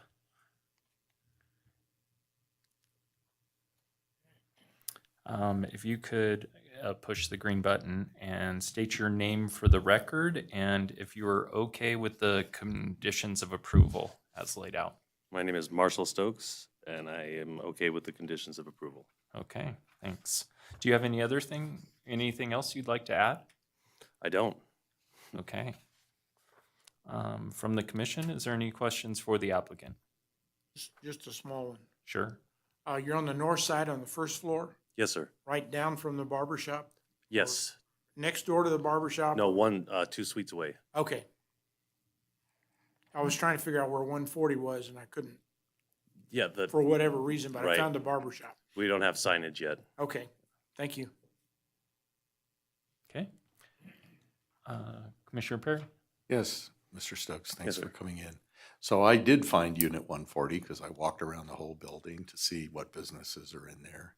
Because we've had other special use permits in there before.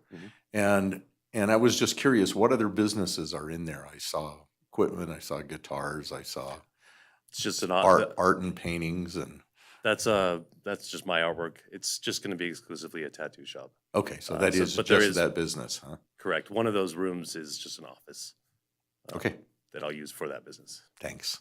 You're welcome. Okay. Any other questions for our applicant? Seeing none, we'll move on to public comment. Is there any public comment on this topic?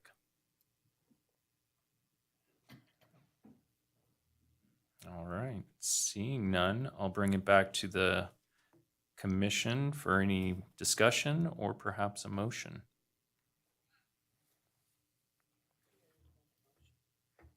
Go for it. I move to approve the special use permit case number LU 2-2022-0435 based on the ability to make the required findings and subject to the conditions of approval contained in the staff report. Okay, can I get a second? Second by Commissioner Eswine. All in favor, say aye. Aye. Any nays? Motion passes. Thank you. Hey, Heather, how come it says case number on this one? On the proposed motion?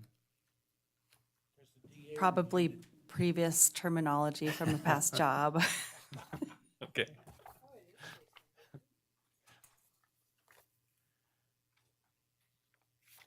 Okay, moving on to item 6F. LU-2022-0430. For possible action, discussion and possible action regarding an application from Lennar Reno for a special use permit to allow for temporary sales tract office, model homes, parking area, and advertising signage on property zone, single-family 6,000, SPA, located at 1036, 76, and 101 Wildcat Peak Drive. Okay, Heather, your turn. All right, thank you. For the record, again, Heather Manzo. Carson City Municipal Code requires a special use permit when a temporary tract sales office is to be established, and so the applicant has made that request. In this case, it's a new subdivision located in Lampa Ranch North in Phase 1, and the project will encompass 4 different parcels. 2 of them would have a model home, or 2 model homes on there, and then 1 of them would be for the parking area. And the 4th parcel across Wildcat Peak would simply, it was identified because there's a sign proposed on that property. So in terms of site layout, the 2 homes are already under construction and have met the Lampa Ranch North design requirements for that development. And then the landscaping and associated fencing and sign package is proposed as part of the special use permit. So with this, the applicant had requested to establish 2 model homes. They do have multiple homes that would be available. However, these will be a couple of a single-family, single-story and 2-story option for potential buyers to view. With this, the applicant did propose a sign package that included some directional signs, some signs that identified the models themselves, and then some flags that would be located along the rights-of-way heading into the development. Due to the number of proposed flags and the fact that our code doesn't allow for placement of banners in the way that was proposed, there is a condition that is specific to signage which would limit the number of flags that would be placed along the rights-of-way to 8 instead of the proposed 12 they had shown, and to not allow for the banner. I did speak with the applicant on that, and he is available tonight to answer any questions you may have. I did not receive any calls from the public on this, and staff was able to make the necessary findings and is recommending approval. Thank you. Okay. Are there any questions for staff from the commission? Commissioner Perry? Yes, Heather. So in the staff report here, it says that the request is to have model homes located at 1036, 76, and 101 Wildcat Peak Drive. And on the map with the staff report, indeed, it says 4 parcels, and it lists those parcel APM numbers. But on the application for the special use permit, the applicant has applied for 3, 76 Wildcat Peak Drive, 36, and 10, and 3 APN numbers, not 4. So why the difference, and which one are we actually addressing here, 3 or 4? Thank you. So it's a total of 4 parcels, and it was a clarification that was made after they applied, and I took a look at their site plan and where they were proposing their signage. So on this map, lot number 65, which is across the street from the model home complex, has a number 1 identified on there. And it's included in the request because it'll have a sign on that property. So I wanted to make sure we identified all the parcels that are associated with the request. Okay, so when we vote on this, we're voting on what staff report has here, the 4 parcels, not the 3 in the application. Yes, that would be correct. Okay, thank you. Okay. Any other questions for staff? Okay, seeing none, is the applicant present?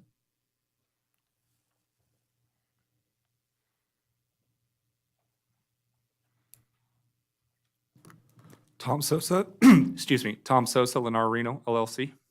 Okay, have you read the conditions for approval? I have. And you're in agreement? I am. Okay, excellent. Any questions for the applicant? Yep.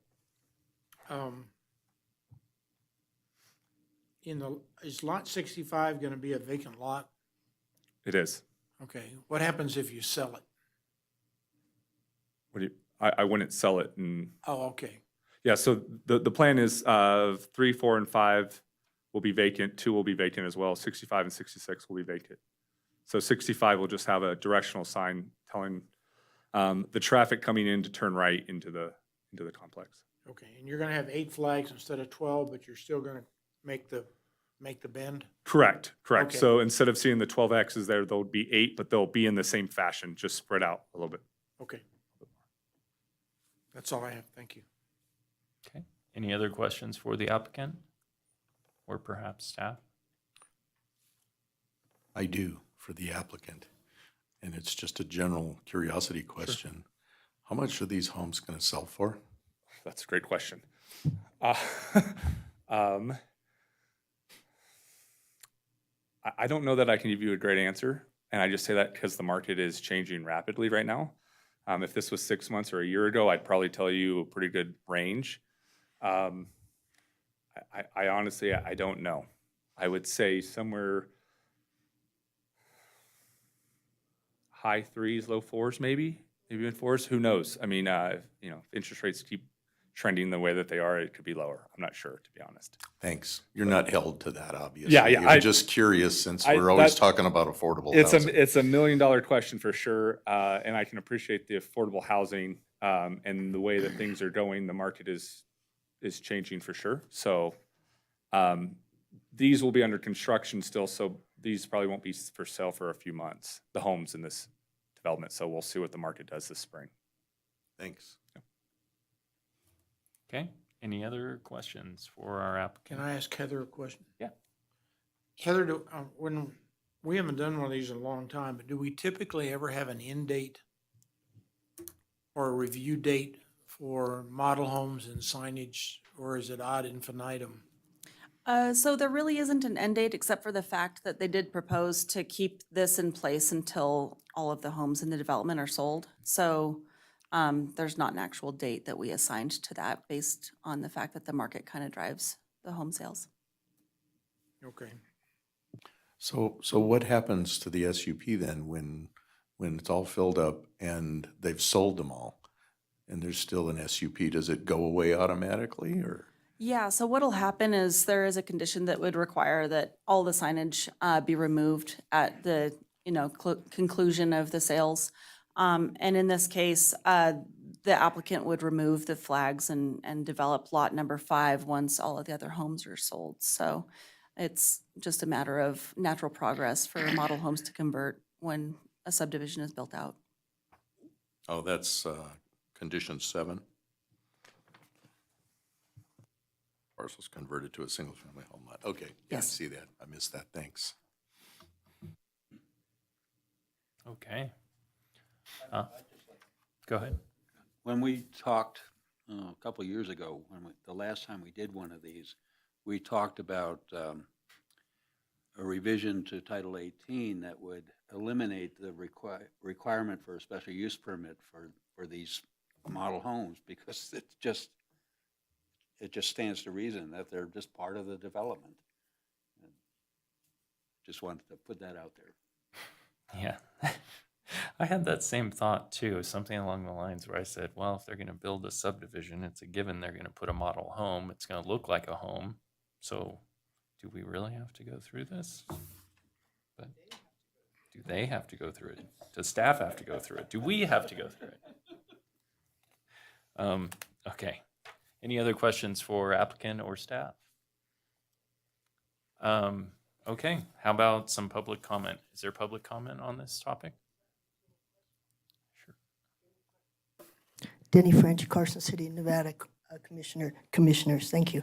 I was just wondering, are any of the 2 houses that are going to be the model homes or the trailers going to be a habitat security or staff? Would that make a difference in their use at this point?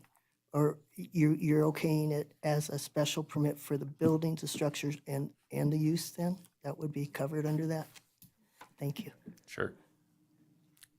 Thank you for your question. Any other public comment at this time? Seeing no other public. Heather, do you want to take that? Sure. So the special use permit is specific to the temporary sales tract. It just happens that they're within the model homes themselves. So it's for the use only, and there's not going to be anybody living there. It's going to operate as a business during the time that it's a model home complex. Okay.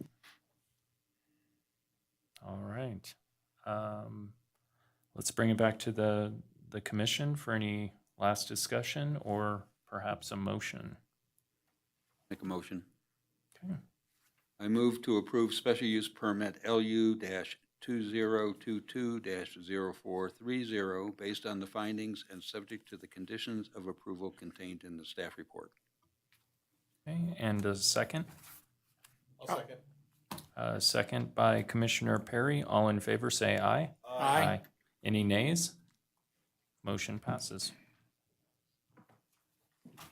Sure.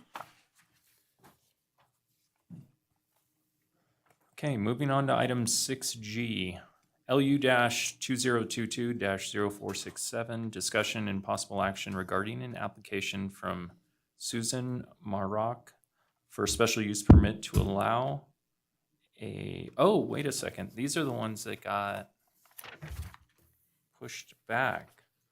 So I'm not gonna read it. Yeah. Do we If you want to read it in, then I can take it from there. Okay.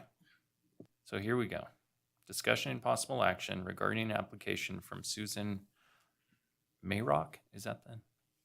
Okay, Maroc, for a special use permit to allow a replacement auto body paint booth and an associated building and an existing auto body repair facility on properties owned Limited Industrial located at 2344 Conestoga Drive. Go ahead, Heather. Okay, thank you. Heather Manzo for the record. So when we had prepared the Planning Commission packets, there was a request to go ahead and continue this to next month. However, earlier this afternoon, the applicant has filed a request to withdraw the special use permit. They've decided not to pursue it for whatever reason. And so in this case, you can just continue it without a date certain and we'll go from there. Okay. I'll make a motion to continue this to date uncertain. Second.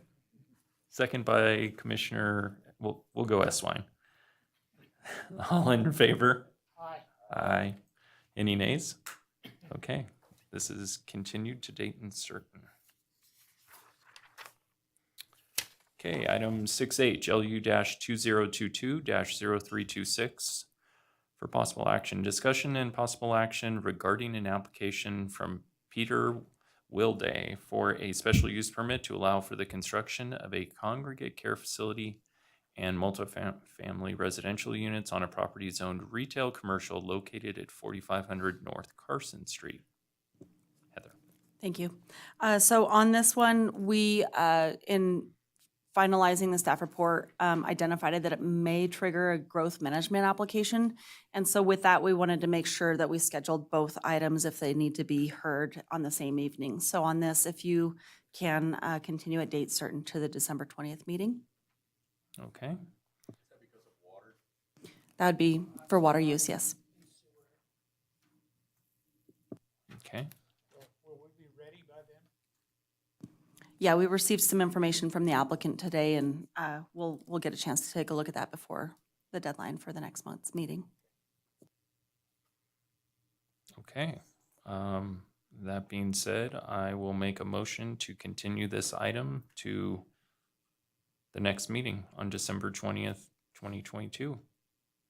Any seconds? I'll second. Second by Commissioner Borders. All in favor, say aye. Aye. Any nays? Motion passes. You're the grand poobah, aren't you? Look at this. 20 minutes? Wow. Moving along. Okay. Staff reports. Hope. So I am highly unprepared for this. We will Oh, have. you should just faked it. We wouldn't know. Right, right. We will have quite a few items on next month's meeting, and so I do believe that Hope is aiming to start the meeting a little earlier. If you haven't been informed of when that time is, you'll get notified soon to make sure everybody's available. That's really all I've got. I'm sorry. Hope was in a meeting and thought she'd be here before now, so. Okay.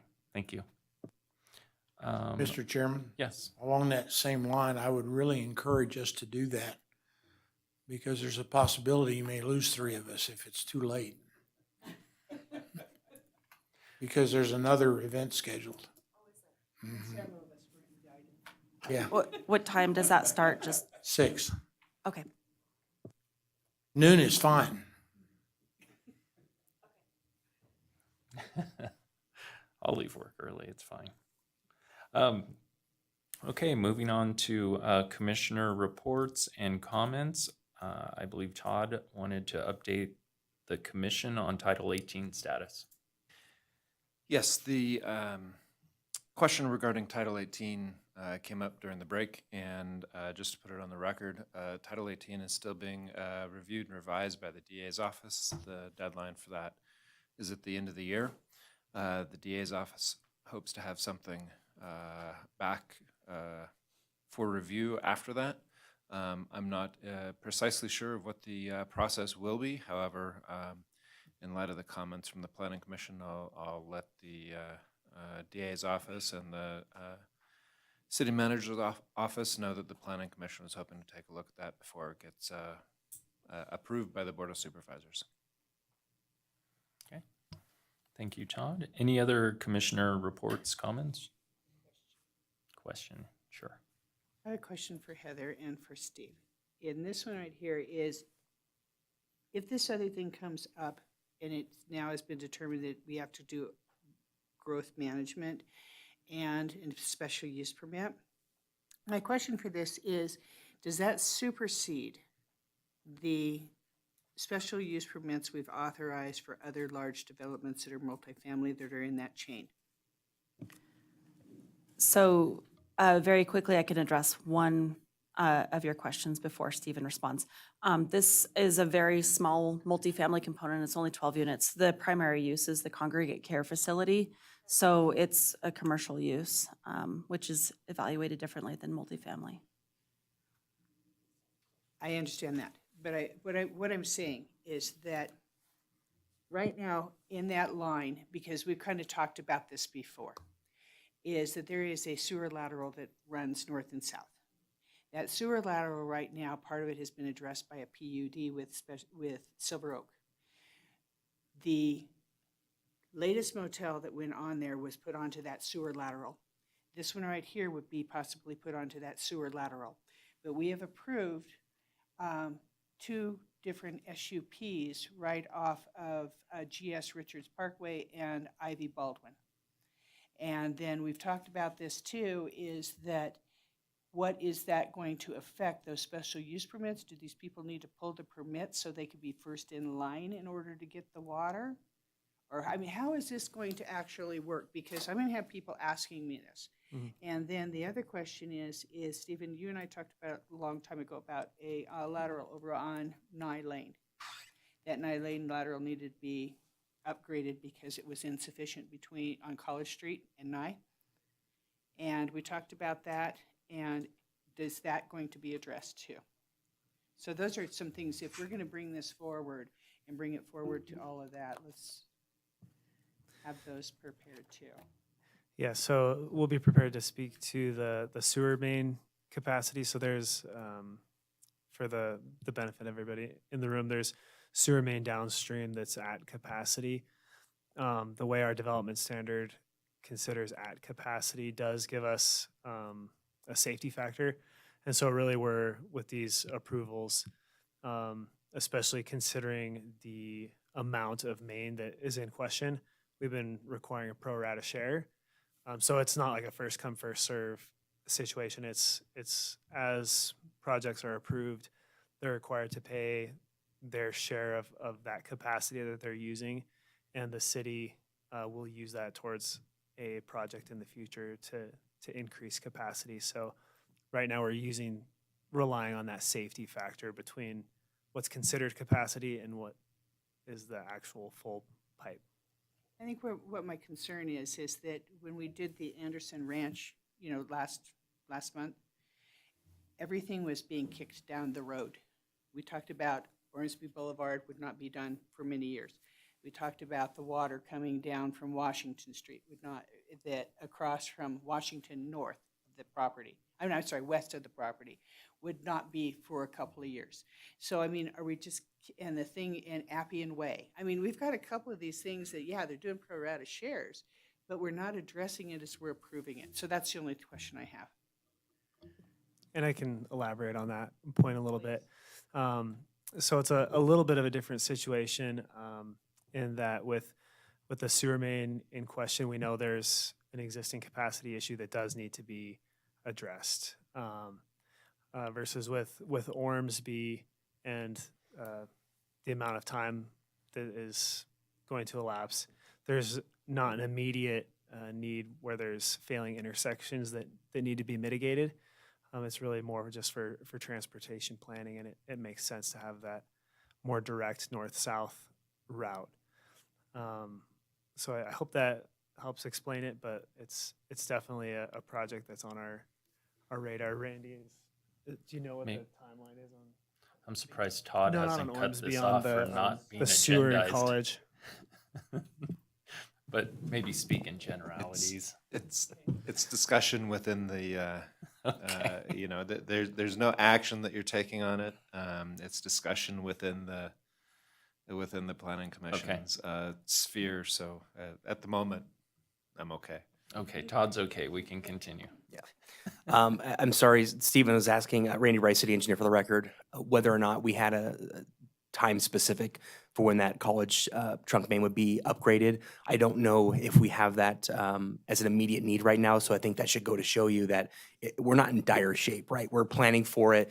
These are all very typical things that we have to deal with, right? We know we're at capacity, but again, as Stephen mentioned, for a trunk main of that diameter, which I believe it's over 18 inches, that's at 50%, right? So that's at capacity for us. So that triggers a time for us to start evaluating that infrastructure and what it needs to be in the future, evaluating the projects that are entitled, the projects that could be entitled, and the zoning, and then identifying what that future size should be for that pipe.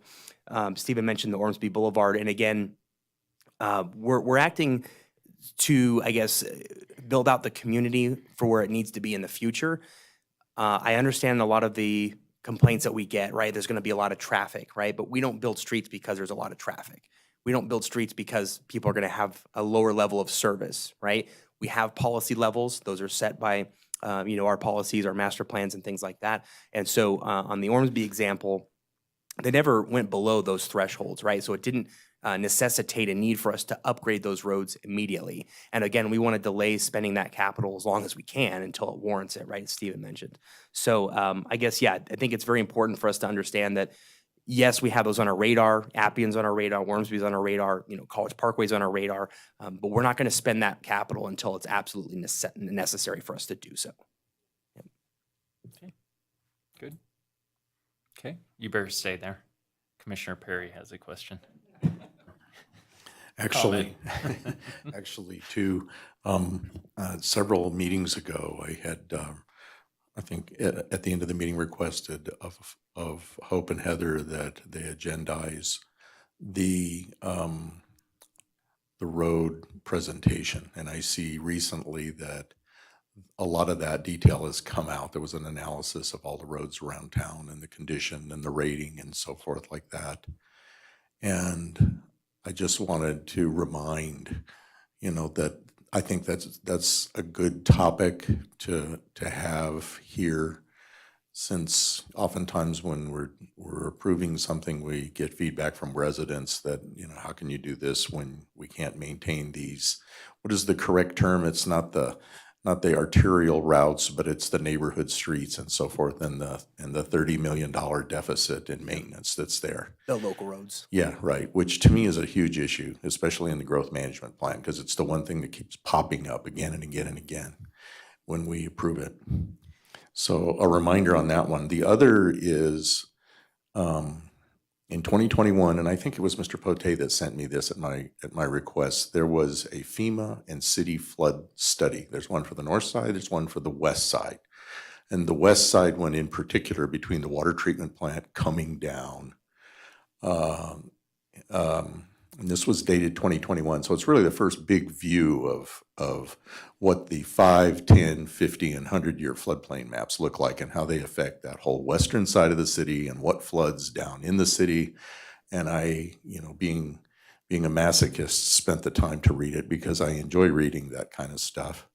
But I think it's relevant to decisions that we make. And I would really like to see the floodplain manager come in at a growth management committee meeting or something like that and present that so that we had that as a understanding and data point when we're evaluating, building on that side of the city. Because I mean, the main thing that just popped out to me on it is the only thing that really brings a lot of it out of the floodplain is a 182 acre foot excavated detention pond between the water treatment plant and the first neighborhood, which is a big detention pond. But I mean, there's a solution to it, but it's a big dollar solution.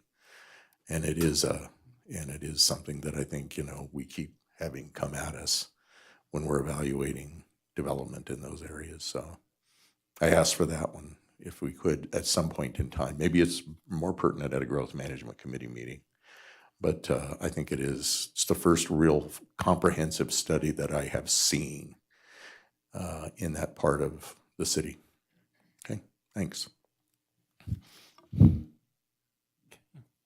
Why don't we give Hope a second to settle in? Do you want to let us know about next month and those I got here right in time, I guess. Okay, first, growth management do you- is missing, are is you- going to meet. Are you okay to go now, or we I'm could ready to move? go. Okay, I'm ready. all right. Growth Management will be meeting, and actually, I just came out of a meeting with the Public Works Director and Deputy Public Works Director, and they let me know that in addition, as part of that meeting, they'll be presenting on their water usage analysis, which may have been what you were just talking about, and they'll also be including the topic of the impact of growth on the roads as part of that presentation. So you will be getting that presentation in December. You'll also have the congregate care special use permit that was on your agenda for tonight. We expect that to be coming in December, along with a growth management request because the water usage will exceed the threshold. So it will come before you as the Growth Management Commission. You'll have the master plan annual report. So if anyone has ideas on what you think we should look at in terms of the master plan in 2023, you can give me a call. I have I've identified some things that I think we have to look at where we have inconsistencies between the master plan and the zoning, or just things that need updates. You'll have Lampa East Apartments. I think you may have seen those a few years ago. This is part of the Lampa specific plan. So on the east side, there was some multifamily. And so those apartments will be coming in. You'll have all the zoning map and master plan amendments from 2022. You did all the park ones, and where the city owned the land, you already did those ones. This is the balance of that list that the board had identified in early 2022. A billboard special use permit on North Carson Street. You'll have an accessory structure on Quail Lane. That's a special use permit. We have a 178-unit apartment complex in Silver Oak on G.S. Richards Boulevard. You've looked at this site for apartments before. It's behind Glen Eagles. So that we have another project there. A time extension for the RV and boat storage special use permit on Airport Road. The special use permit for the brewery on Hot Springs that I think was on your agenda for tonight and that wasn't ready to go. And a request to amend the conditions of approval for the Plateau tentative map.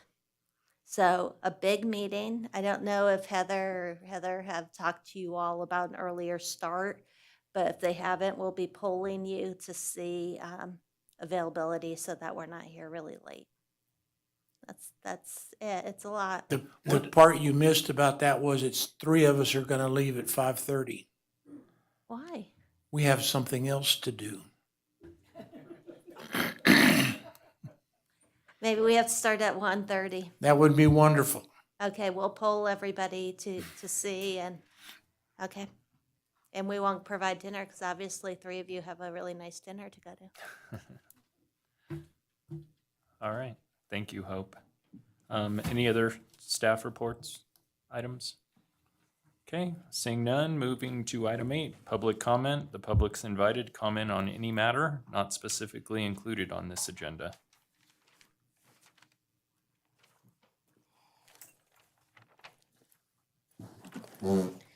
Mr. Denny French, Carson City, Nevada.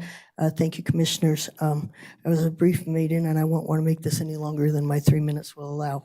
But I do want to say I'm back as far as being in the community. The trip away was unexpected but necessary. I ended up seeing a whole lot of development that seems to be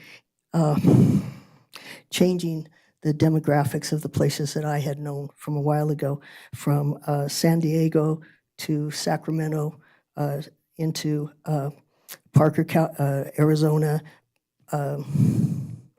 Earp, California, into Havasu, into well, let's just say I got around a bit. And what I'm seeing is that the development is overwhelming.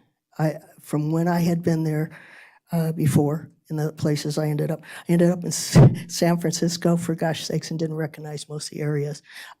It's just amazing. We could grow out to the point that some of these places are intending to do, and I hope that that's not the case, because no matter how much we build, there will always be people that want places somewhere else too. And I hope that every move you make to build something will be with that consideration that we do need open spaces still that are close, within walking distance of everyone's homes, that we make sure landscaping and such are a part of things. I know that I missed one of the things I wanted to make comment about.